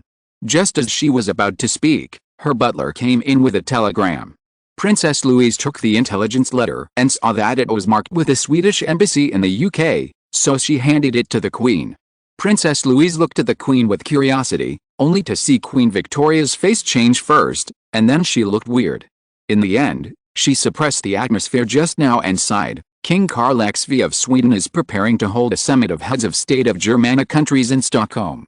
Sweden invited the heads of state of the Germanic countries to participate. It is mentioned above that William I of Prussia, William IV of the Netherlands, Christian IX of Denmark, and Joseph I of Austria-Hungary have already participated. At this point, Queen Victoria smiled bitterly and said, "Among the entire Germanic countries, only Britain is left? Louise, do you think Britain needs to participate?" If you're listening to this novel on a channel other than Fanfic World, it means they downloaded and uploaded it without effort. We cordially invite you to visit our channel, Mundo Fanfic Novelis. There you'll find the original version of this story and you can explore many other novels of various genres. We're waiting for you to immerse yourself in a world of incredible novels. Chapter 244, Threat from the Germanic Alliance? Tsarist Russian Empire, St. Petersburg. Alexander I looked at the intelligence in his hand with great solemnity, and turned to the Prime Minister and Foreign Minister Gorchakov, the Minister of War Milyadin, and the Minister of the Navy and Chairman of the Tsarist Russian Parliament, Grand Duke Konstantin Nikolaevich. He said to the latter, that is, his younger brother, Grand Duke Nikolaevich, "The Parliament did not pass the bill." Grand Duke Nikolaevich smiled bitterly and said, "Some people in the Parliament are inclined towards the West, so there is some resistance. There are some interests involved." Alexander I showed a fierce look and said harshly, "The Slavs do not need such selfish people." Grand Duke Nikolaevich advised, "Your Majesty, give me some time, let me try to see if I can persuade them. If they are still so stubborn in the end." He also showed a fierce look and said, "In that case, the Russian Empire can get rid of some termites." Alexander I said to several people, "I didn't expect that the Germans would break the previous chaos of governing themselves alone and agree to hold the German Heads of State Summit in Sweden. This is very serious for us. This is a huge change that breaks the previous situation in Europe. Prime Minister Gorchakov must keep a close eye on any progress in this matter. What do you think about this?" Minister of the Army Milyadin said, "Your Majesty, the countries dominated by the Germans now include the ancestral land of the United Kingdom of Sweden and Norway. Germans account for 96%, which has expanded to the current Kingdom of Prussia, 88%, the Kingdom of Austria, 84%, the United Kingdom, 87%, the Netherlands, 92%, not counting the Far East in Africa. The same is true for other countries, Denmark, 91%, etc. In the past 2 centuries, none of these countries is weak, and each of them is a threat to the Russian Empire. Among these countries, only the Netherlands has a better relationship with the Russian Empire. The others are hostile to the Russian Empire, especially Britain, which is a mortal enemy. If these countries are allowed to become a line of alliance because of the same ethnic blood, it is conceivable that it will be absolutely subversive and produce bad changes for the Russian Empire. I think the Russian Empire must stop this process. Not bad. Gorchakov also agreed, "I agree with this point of view, and the cabinet government is currently developing countermeasures for this." Alexander I said hopefully, "How is the plan?" The other two also looked over, full of expectations. Gorchakov, the vertical and horizontal alliance, said, "In the face of this situation, the Russian Empire must ease its relations with several of those countries, and its semi-alliance relationship with the Netherlands should continue to deepen. For example, In terms of arms, we can help the Netherlands continue to sell arms to us. Cooperation is beneficial to both sides in a win-win situation. Everyone knows that the Netherlands' relations with neighboring countries, especially with Prussia and Britain, are not bad, but they are not good either. For example, they have always been wary of the two countries and have always been on good terms with the Russian era. Not to mention Denmark, in the face of Prussia's invasion of Schleswig and Holstein, Britain, Denmark's former ally, did not dare to intervene. Even Britain's own blood relative, the Kingdom of Hanover, was invaded by Prussia, and Britain stood idly by. This shocked Denmark and reduced its expectations of Britain to the lowest level. In the end, it would rather form a marriage alliance with the Netherlands than get too close to Britain. Therefore, it is worth making friends, and Sweden can ease relations, especially in the Baltic Sea, to reduce conflicts. There are actually many factions among the Germans. After all, even Sweden was full of doubts about Britain and Prussia, and chose to ally with the Netherlands. So what is in front of us is that the Germans are divided into 4 factions. Britain is alone. Austria was originally on good terms with Prussia, but now the relationship has deteriorated, and now Austria is alone, and Prussia is also alone, the Netherlands-Sweden-Danish faction. Among these factions, Britain is the strongest, followed by Prussia, the 3 Netherlands countries are third, and Austria is last, but Austria plus the Hungarians are third, and the Netherlands and other countries are behind. Your Majesty, the inconsistent interests of the 4 Germanic factions are our breakthrough point. As long as it is detonated, the Russian Empire can split them up, making it difficult for them to unite against Tsarist Russia. Alexander II nodded, knowing that there was something else to come. Gorchakov added, this is an internal decomposition plan. Second, the Russian Empire is not alone in facing this huge threat. Some people are more nervous than us. Don't forget, France is more urgent than us, and they don't want this alliance to be established. After all, the small English Channel was originally the direction that Napoleon III was worried about. If the Germanic alliance was allowed to be established, it would be terrible for France. Because he also needs to face the Netherlands from the north, and Prussia in the northwest. The entire north is the territory of the Germanic countries. In that case, France will definitely be more miserable than our Russian Empire. Therefore, the Russian Empire can break the past of non-alliance between the 2 countries and choose to explore an alliance to jointly deal with the possible crisis of national extinction in Britain. The Kingdom of Italy and southern European countries, such as Spain and Portugal, are all objects of the Russian Empire.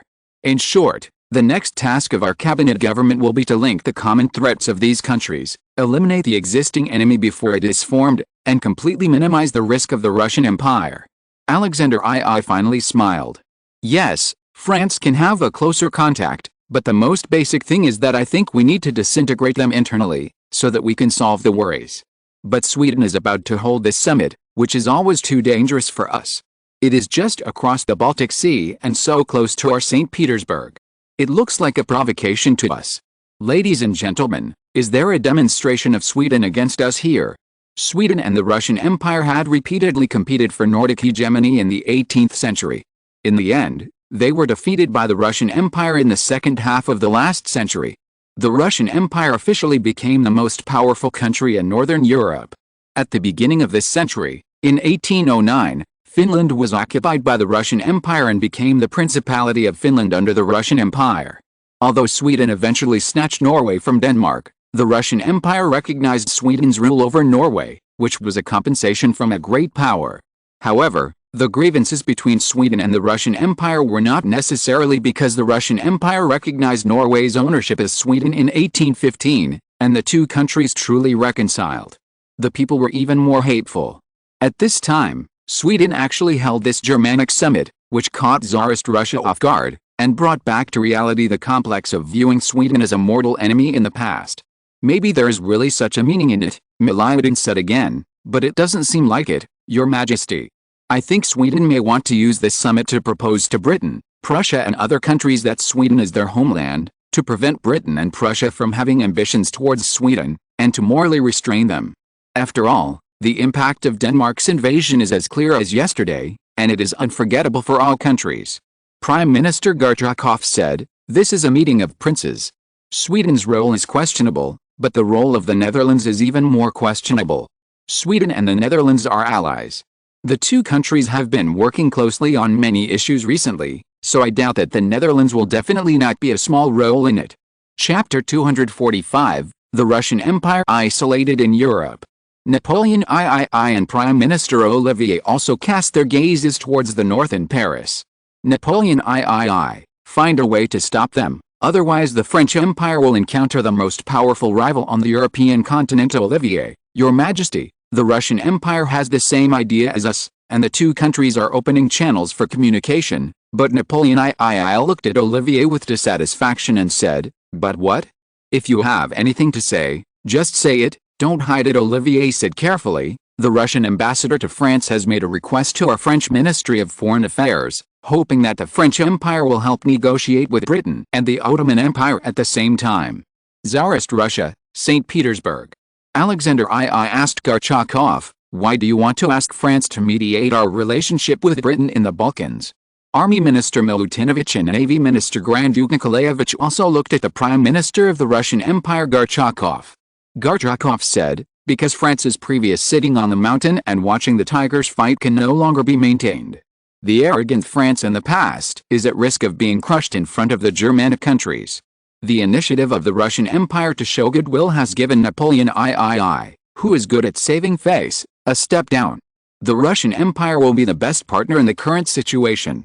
Grand Duke Nikolaevich frowned and said, "But in this case, the Russian Empire will probably need to rely on France more for a period of time in the future." Gorchakov said wisely, "Since the Crimean War, the Russian Empire has been facing a diplomatic crisis. In fact, the German summit has become an opportunity for us." "What opportunity?" Alexander II couldn't help asking. "French Empire, Paris." Napoleon III asked, "You mean the Russian Empire has a lot of benefits?" "Your Majesty, the Russian Empire may really take advantage of this situation and gain huge benefits, and it may be one of the biggest beneficiaries of this summit," Olivier sighed. Seeing Napoleon II's dissatisfaction on his face, Prime Minister Olivier explained to Napoleon III, "The Russian Empire was almost isolated in Europe because of the Crimean War from 1853 to 1856. Even the former ally, Joseph I of the Austrian Empire, called himself a neutral country and did not help the Russian Empire. Instead, he sent troops to the border between the two countries, which led to Nicholas I committing suicide because of the defeat. As a result, the relationship between the two countries deteriorated to the freezing point, which made the Russian Empire an isolated country. For more than a decade, Alexander II, who succeeded to the throne in 1856, has been carrying out domestic reforms, liberating labor from serfdom, promoting the development of the Tsarist Russian state industry, and trying to improve the relationship between the Tsarist Russian Empire and other European and world countries. However, due to the obstruction of Britain, it ultimately failed. The Netherlands was a surprise, because the Netherlands had invested in Tsarist Russia for hundreds of years, making Tsarist Russia a place for Dutch capital and market competition. In addition, the many marriages between Prussia and Tsarist Russia made Prussians in the Tsarist Russian government many officials and advisors in the government. Even in the 1950s, many important positions in the Ministry of Foreign Affairs were occupied by Prussians. However, after Gorchakov was summoned back by Alexander II to take over the Ministry of Foreign Affairs, he began to implement a policy of deprussionization and eventually completed the Slavicization of the Ministry of Foreign Affairs. After becoming Prime Minister, he further accelerated the renovation of the Slavic ruling government in Tsarist Russia. This made the Tsarist Russia more united, just like the Balkan Peninsula War this time. Without the concerns of the Prussian officials, the Tsarist Russia, which was twisted into a rope by Gorchakov, actually resisted the challenge of the British Ottoman Empire and the Austrian Empire, which surprised many people. Your Majesty, the Tsarist Russia did win the early stage of the Balkan War, but it also offended Berlin and became more isolated. So the Lincoln government, which had been trying to establish allies outside Europe some time ago, obviously wanted to establish alliances outside Europe. The idea of a group of Germans made the interests of the Tsarist Russia and France the same. Haha, I guess the Tsarist Russia has not only sent a request for mediation to us, but other countries such as Italy and Spain may also become the targets of the Tsarist Russia. The Tsarist Russia wants to use this to directly improve its relations with Southern Europe. Not only are the Tsarist Russia and the French Empire paying close attention to the Germanic Heads of State Summit that is about to begin in Sweden, But even the countries in the Americas have stopped their pace and turned their attention to the Scandinavian peninsula in northern Europe. The countries in southern Europe look northwards in an even more complicated way. If this meeting was successfully held and the result was to ease the tensions between the Germanic countries, it would be an invisible disaster for all the countries, because these countries were too powerful, just like the sword of Damocles in the ancient Greek legend. A force from northern Europe showed its great strength to all parts of the world. If they disagreed, it would be like the end of the world for other countries in the world. Among them, Louis I of Portugal felt uncomfortable because, just before, Portugal and the Netherlands had a stalemate to the point of war. Although the relationship between the two countries has eased now, it was just a formality. The hatred between the two countries deteriorated to the point of almost hating the local people because of the colonial war in Africa.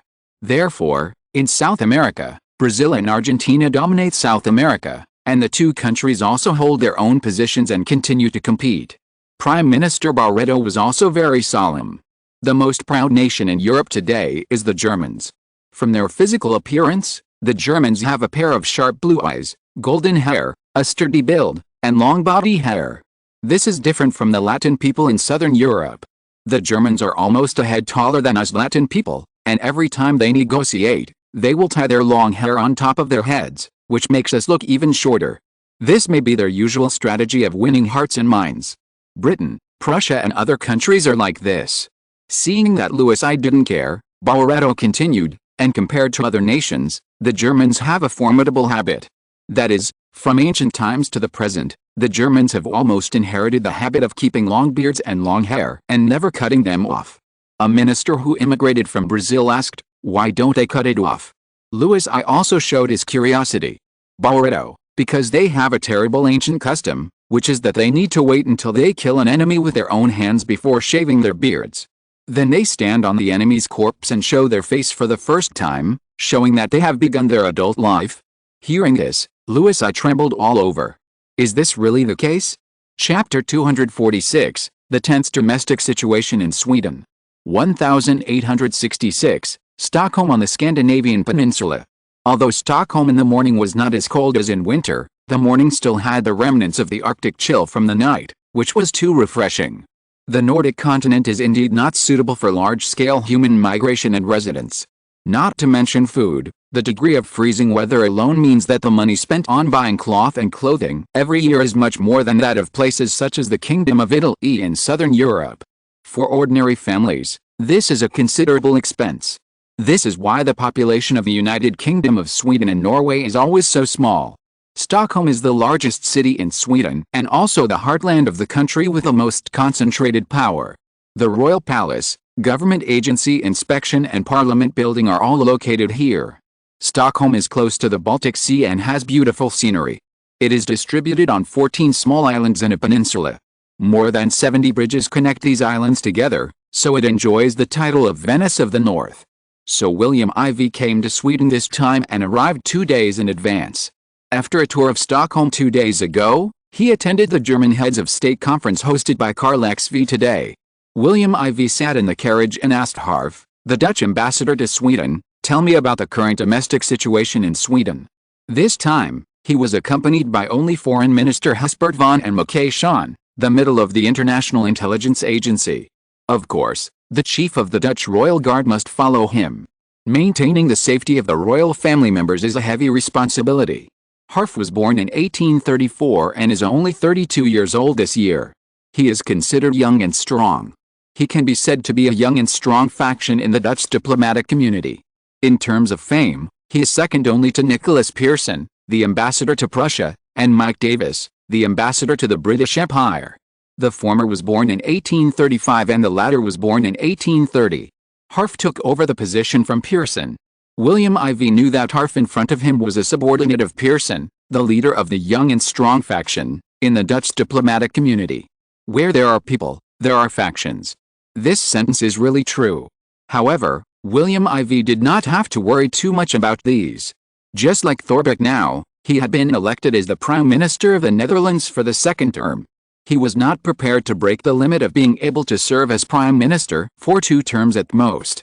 Therefore, for the new cabinet government in the 1869 Dutch general election in 1870, William IV did not mind the opposition coming to power to check and balance the current Dutch ruling party, the Liberal Party. The Christian Party can maintain the support of my religious believers, which is a must. William IV secretly said, however, the Franco-Prussian War is about to come. If a Christian Party person comes to power at this time, it may break many of the current deployments of the Netherlands and affect the plans of Thorbecke and me. It makes me a little conflicted. Let's see the situation. If it doesn't work, let the Liberal Party continue to serve for another term. After Europe enters the peace of the 1970s, it will use the Christian Party to paralyze other European countries and promote the commonality of the Netherlands and Protestantism. Thinking of this, William IV looked at Harf in front of him, and then thought of Ambassador Nelson to Prussia. Nelson is a good guy, he is smart and his political methods are different from Thorbecke's. Nelson likes to use the kingly way, being straightforward and catching his opponents off guard, using his power to overwhelm them. This can be seen from the fact that he was able to escape unscathed when facing Bismarck and made Prussia agree to form an alliance with the Netherlands and France. Nelson is from the Christian Party, which is a good choice. He is only 36 years old in the next term. If it is 1874, he will be exactly 40 years old, which is really good. Mike Davis, the ambassador of the Liberal Party to the UK, was 40 years old in 1870, and he could succeed Thorbecke. However, it is still too early. After all, Hespet van is the same age as him, and the other cabinet members are not much different in age from him. The Liberal Party is full of talents, but Davis and Pearson and several others can enter the cabinet first to gain experience and broaden their horizons. William IV was thinking here, but Ambassador Half reported, "Your Majesty, the current domestic situation in Sweden is quite chaotic." William IV looked at him unexpectedly. "Go on." Half said solemnly, "Before 1861, Sweden wanted to be independent because Norway wanted to be independent, so Karl XV strengthened control over Norway. Originally, the Norwegians did not dare to move. However, with the promotion of maritime trade between Britain and Norway in recent years, the trade volume between Britain and Norway is even higher than that between Norway and Sweden. This has led to the local capital of Norway gradually shifting its focus to Britain, so Norway has vigorously built shipping ships." William IV asked, "Will Karl XV not stop it?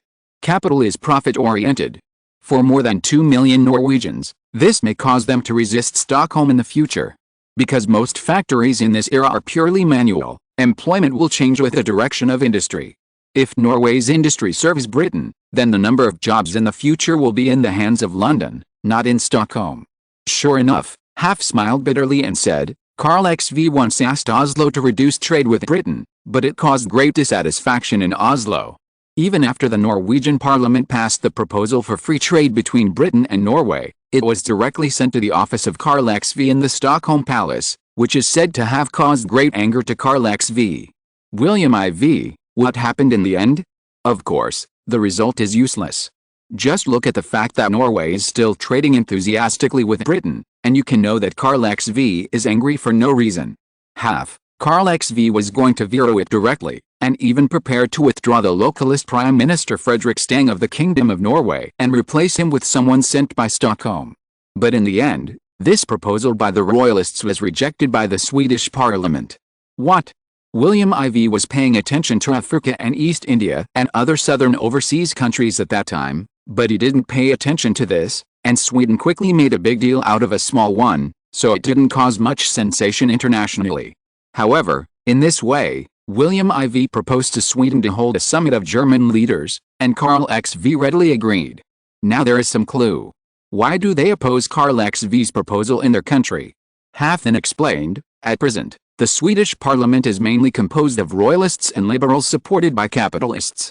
Many people in the capitalist faction want Sweden to keep up with the industrial pace of Western Europe. Therefore, since Karl XV's father Oscar I wanted to promote Sweden to become an industrialized advanced country, he has been highly valued, and the conservative royalists have been suppressed by Oscar I. William IV knew this, because these royalists are traditionally descendants of aristocrats and are all vested interests. On the contrary, many Swedish capitalists have only just begun to rise and have started from scratch. At that time, Oscar I was afraid that the capitalists would be suppressed by the royalists, so he tilted his support towards the capitalists. Chapter 2, there will be another chapter later. Chapter 247 Nobel Family and Wallenberg Family. 1845, when Karl XV was appointed as the Vice King of Norway by the Swedish King Oscar I, Swedish capitalists began to rise. By 1857, when he inherited the Swedish throne, the local capitalists in Sweden had grown stronger, but the royalists were suppressed, so much so that it affected the authority of the Swedish King Karl XV. I think this was the thing Oscar I regretted most before his death. This also happened in the Netherlands. You should know that the Dutch East India Company was famous all over the world. After being incorporated by the victorious Britain at the end of the last century, the remnants of the company even threatened the early rule of his grandfather William II and his father William II. Finally, William IV subdued it in 1857 and established a William Group. Half said, the Nobel family and the Wallenberg family are the two largest capitalist families in Sweden. They are all over the military and industrial capital operations, which have affected the national rule of Sweden. Moreover, many of their factories in Norway are facing the British. Therefore, they all oppose Karl XV's proposal. Nobel family? William IV's face changed greatly. If the most famous sign behind him was what, it would naturally be the Nobel Prize. This is a movable sign. It is the only one who has applied science and morality to perfection. Suddenly, William IV thought that the Nobel Prize was hosted in Sweden in the early 20th century. The Swedish Parliament presided over the selection and award of the Physics Prize, Chemistry Prize, Literature Prize and Medicine Prize, while the Norwegian Parliament awarded the Peace Prize. William IV asked, does the Nobel family have significant interests in Norway?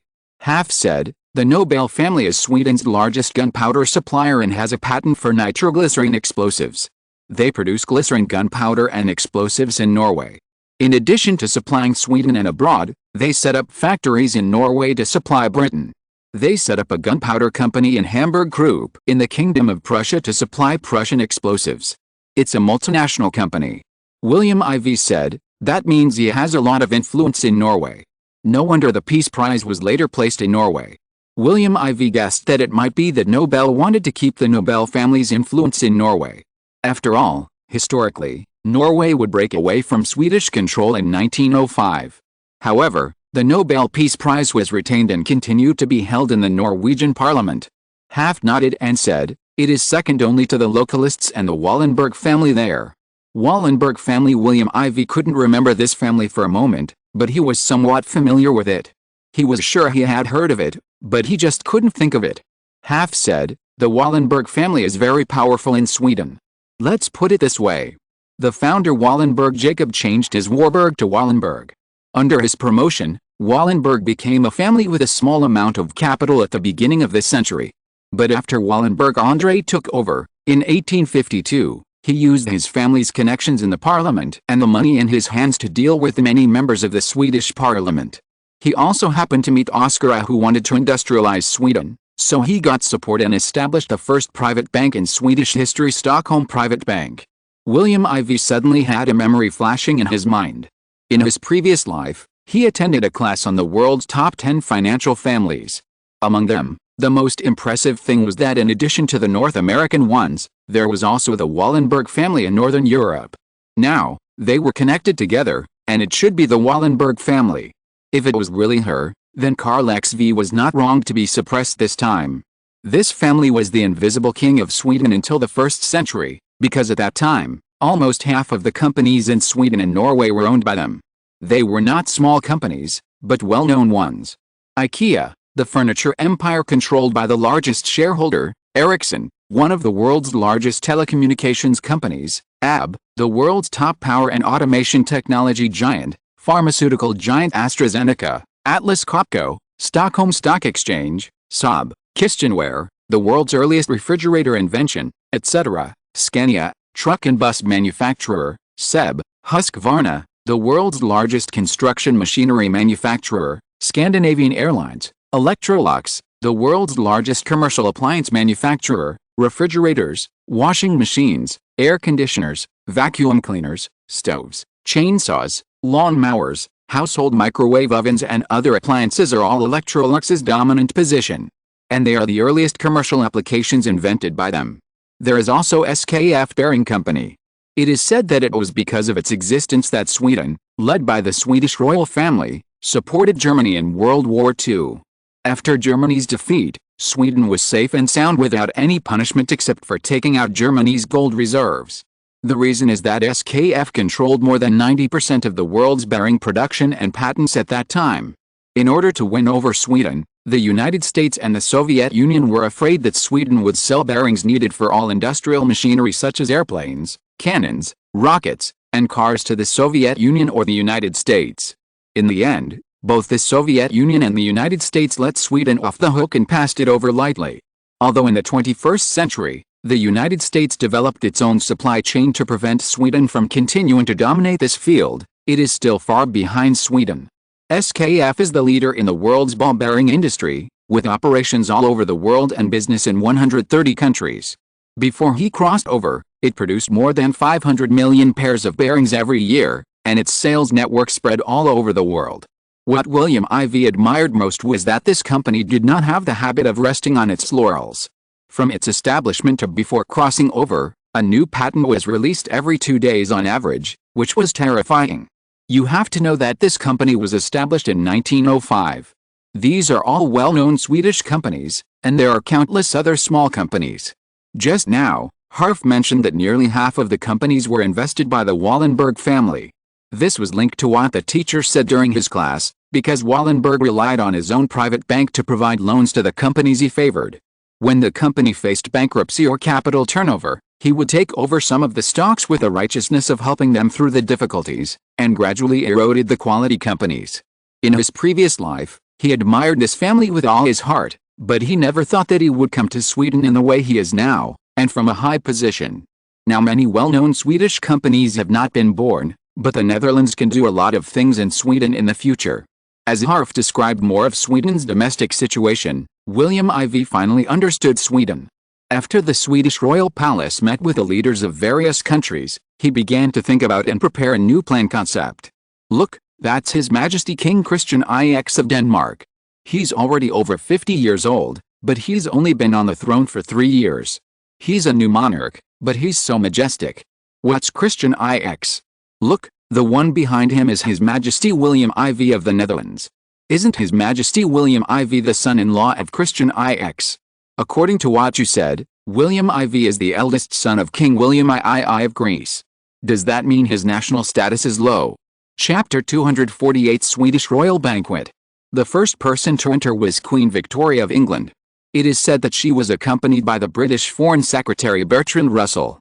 The second person to enter the Swedish royal palace was King Christian IX of Denmark, also accompanied by Foreign Secretary Maker.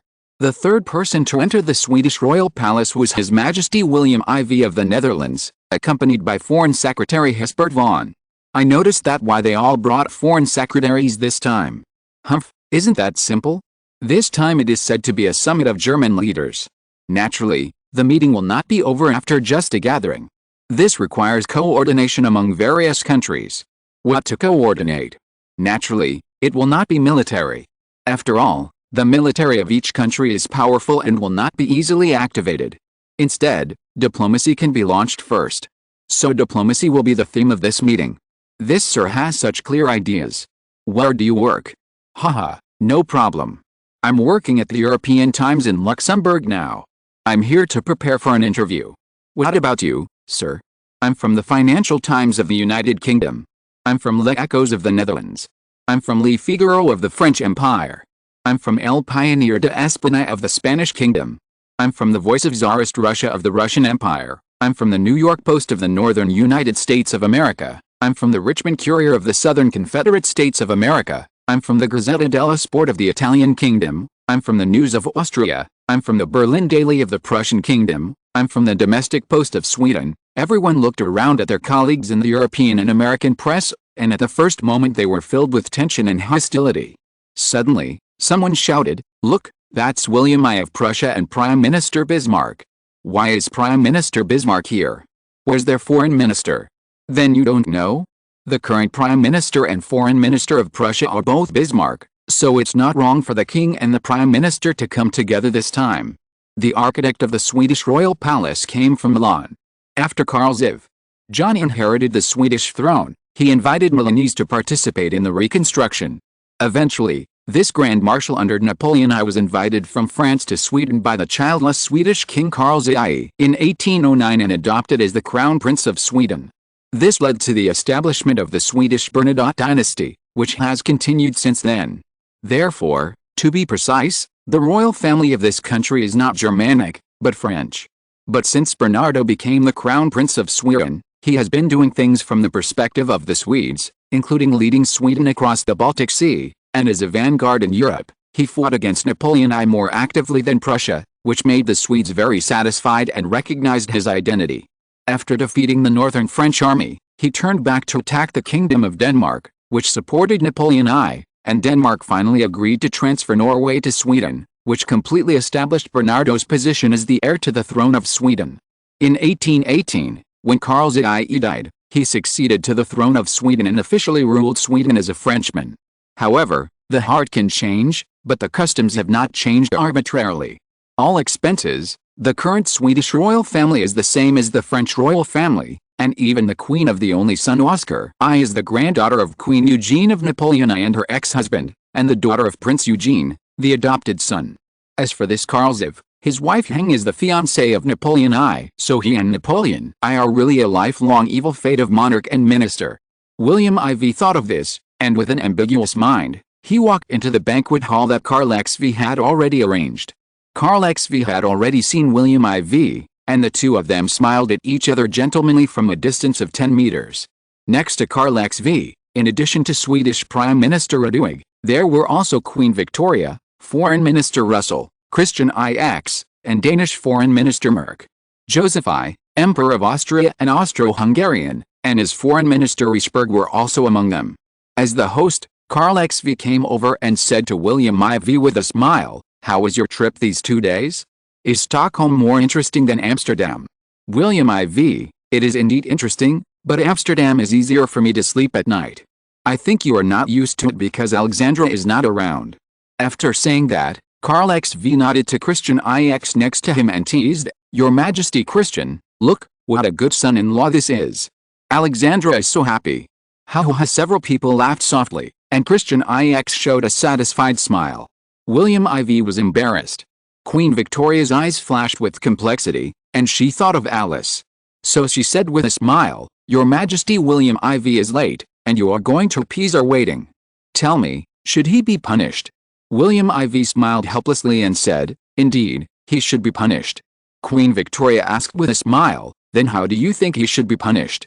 William IV rolled his eyes, pretended to look around, and said dissatisfiedly, "Someone is even later than me. I have to ask the person behind me how to punish him later. Your Majesty and everyone, you must testify for me later that I am not the last one." Everyone rolled their eyes and secretly thought that the King of the Netherlands was too cunning. William IV said, "When you decide how to punish him later, I will admit half of my guilt." "That's more like it." Queen Victoria had just finished speaking when William I walked in. At this time, Karl XV walked over quickly, obviously more actively than when William IV came. William IV and his father-in-law Christian IX looked at each other secretly, and saw the bitterness in each other's eyes. Obviously, Queen Victoria's treatment just now should not be worse than William I. William IV walked to the side of Christian IX and whispered, "Alexandra asked me to say hello to you. She and Albert are in great health."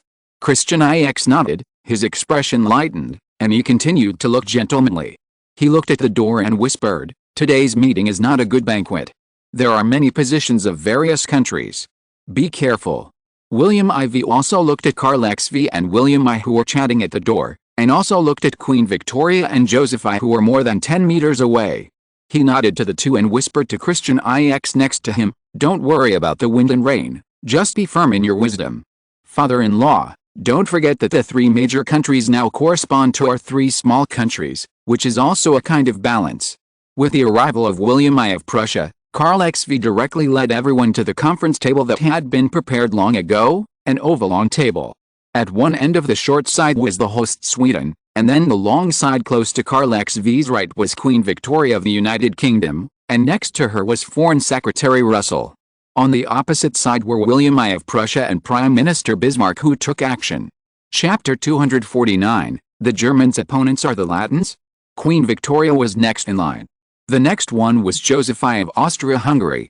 Although he was somewhat dissatisfied, he still accepted that William I had squeezed out a position that was originally his. Opposite him were Christian IX of the Netherlands and his foreign minister Mek. William IV and Hesbert von were on the short side of the oval-long table, opposite Karl XV. This is how the status of the royal families of the Germanic countries began. William IV secretly thought, sure enough, no matter where you go, only those with strong fists and strength will be respected by others. Karl XV coughed twice to clear his throat and said, first of all, thank you all for coming to Sweden. It is an honor for Sweden and me.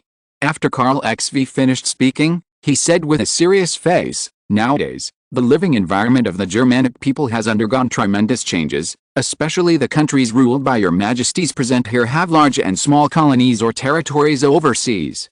Hearing this, Joseph I glanced at William I with dissatisfaction. Nigeria was blackmailed by the Russian Empire in half, and Prussia had contributed to this. If Prussia had not started the war first and even occupied Galicia, giving the Russian Empire an opportunity to take advantage of it, the Austrian Empire would not have become what it is now. Thinking of this, his dissatisfaction with Prussia accumulated deeper and deeper. However, he also knew that the situation was stronger than the people. Now that Prussia had become a big trend, Austria was defeated. It relied on the Hungarians, also known as the Magyars, to agree to merge and become a dualistic country, that is, 2 countries, 2 governments, 2 parliaments, and a joint emperor. In fact, Sweden was similar at this time, but the Swedes conquered Norway by force, while Joseph I accomplished it by drawing a pie in the sky. Karl XV said, everyone, today's summit is themed on the rise and fall of the Germanic nation. Everyone can speak freely. Why not do this? We will sort them by age and start with the youngest Majesty William IV. William IV looked at Karl XV with surprise on his face. Everyone guessed that William IV obviously didn't know about this and was caught by surprise by Karl XV. In this regard, everyone was interested in the 26-year-old King of the Netherlands. This is the first time for many people to examine William IV, who has been in the limelight in recent years, face to face. Swedish Foreign Minister Radwig took a close look at William IV and thought to himself, how much is he capable of? We will see the answer later. Prussian Prime Minister Bismarck, I heard that storytellers can be ghostwritten and works can be plagiarized, but face-to-face chats are difficult to cover up weaknesses. We will see later where William IV's speaking style, emphasis and weaknesses are, and what will be the future of Prussia. Denmark's Foreign Minister Mek also secretly watched the Danish royal son-in-law. Seeing Christian IX's hand shaking with a teacup next to him, he also worried about William IV. I hope His Majesty William IV can get through the difficulties. Russell next to Queen Victoria squinted his eyes slightly, as if he was dozing, but the brilliance he showed made people dare not underestimate him. This is an old man who is more than 20 years older than Karl XV. Who dares to ignore it?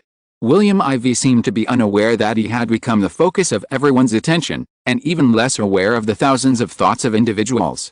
He said with the vigor of a 26-year-old and the majesty of a king for 5 years, the rise and fall of the Germanic nation is closely related to everyone present. The beginning was quite normal. The Latins in southern Europe are very powerful. Needless to say, the French Empire. The newly established Kingdom of Italy cannot be underestimated.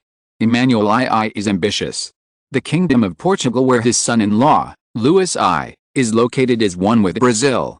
Although Brazil opposes Spain's colonial rule in South America and is also afraid that Portugal will intervene too much in Brazil, it also guards against Portugal. However, these cannot prevent the fact that the Brazilian Emperor Pedro II is a direct descendant of Portugal, and continues to have an alliance with Portugal. However, when William IV said this, everyone present showed different thoughts. They had reason to suspect that William IV seemed to want to introduce the South American situation into this meeting, and let all countries agree with the Netherlands' support for Argentina. Therefore, most people present did not care, and had made up their minds to find an excuse to refuse when William IV proposed it. Especially Joseph I, he had given up the idea and directly denied it in his heart. William IV continued the topic and said, it is precisely because of the resonant relationship between Portugal and Brazil that no matter how many colonies Portugal has, all countries turn a blind eye. Obviously, they don't want to offend each other. Not to mention Spain, whose footprints are all over the Americas, and there is the Philippine Islands in the Pacific. These 4 Latin countries are very threatening to us Germans. Everyone still remembers the Spanish Empire's ambitions and Napoleon's near domination of the European continent. Therefore, the Latins can be called the most powerful enemies of us Germans. William Iv's words made them feel that William Iv's goal was to make other countries hostile to Brazil and Portugal, so that the Netherlands would benefit in the end. But is this really the case? At this point, William IV looked at Queen Victoria and William I with great solemnity, and then he said in a shocking way, "The Latins have developed long ago, and they can be called the most developed region in Europe before. The most developed region in Europe before was where the Roman Empire was born. In fact, we are the latecomers. We must completely make the Latin people in southern Europe unable to rise, so that the Germans can completely dominate the European continent and even other parts of the world."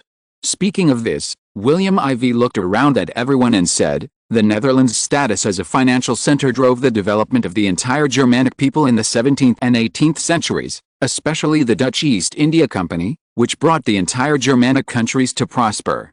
You won't deny this, right?" William IV set his eyes on Queen Victoria of England. Queen Victoria said, "Naturally, Britain is very grateful to the Netherlands for promoting the development of Britain's industry, and also allowing Britain to learn valuable financial technology from Amsterdam. The historical status of the Netherlands is indelible. Even Queen Victoria, the British queen who defeated the Netherlands, said so." Other countries would not object to William IV's statement. William IV continued with satisfaction, "Now Amsterdam has been powerful for a long time, but London is a rapidly rising top city. Berlin and Vienna are even comparable to Paris. These 4 cities have caused Europe's previous Mediterranean center of gravity to move northward. To be frank, the places ruled by our Germans are now the protagonists of Europe and the world. However, developing too fast will arouse jealousy. Britain was provoked and alienated by France in North America, and with the help of Spain, the North American colonies eventually became independent and became the United States of America. Britain's power was greatly damaged. I believe Queen Victoria would not object to this." Chapter 250, Slavs. The 18th century, Britain established 13 colonies along the Atlantic coast, each of which was ruled by a governor sent by Britain. At that time, the colonies had developed a large number of plantations, established various industries such as textiles, iron smelting, and mining, and the economy was relatively prosperous. In order to increase fiscal revenue, the British government at that time continued to increase colonial taxes and overexploited and exploited the colonies, which aroused great anger among the colonial people.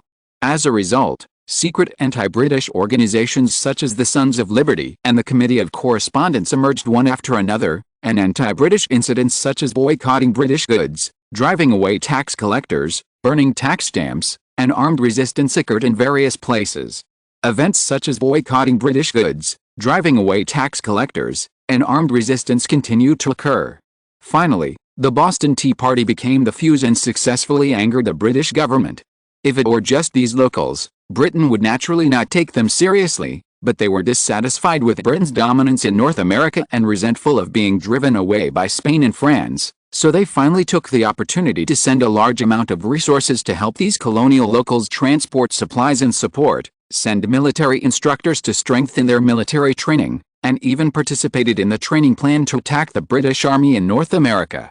Finally, with the support of France and Spain, America was established.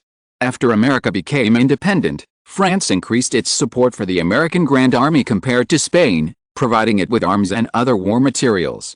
Even on December 17, 1777, it became the first European country to recognize America's independence as a country, and signed an alliance with America in February of the following year.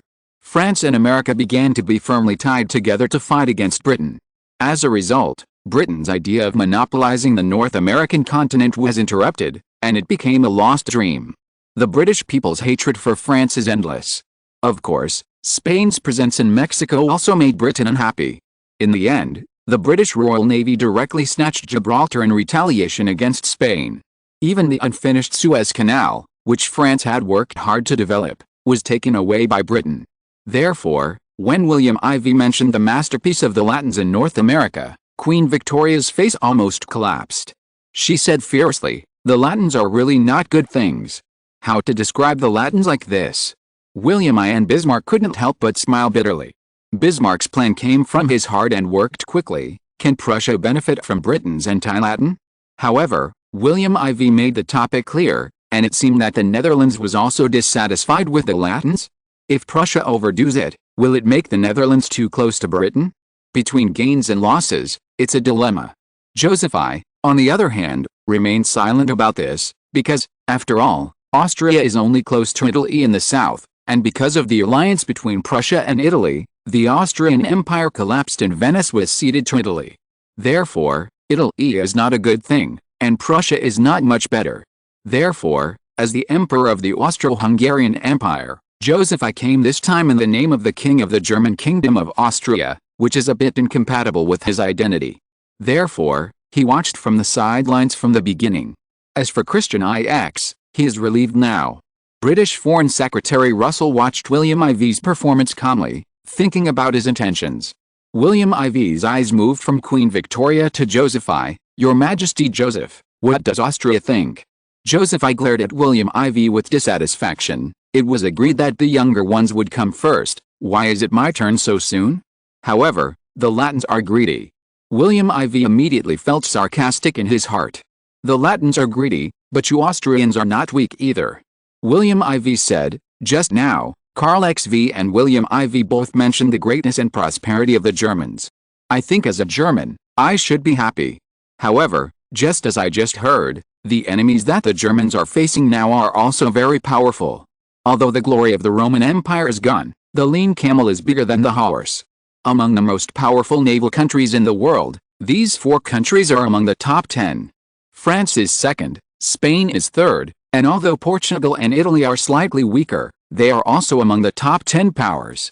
On the other hand, the Germans, the British Empire ruled by Queen Victoria is the first exciting, and the Netherlands, Denmark, Austria, and Prussia that followed are on par with Italy and Portugal.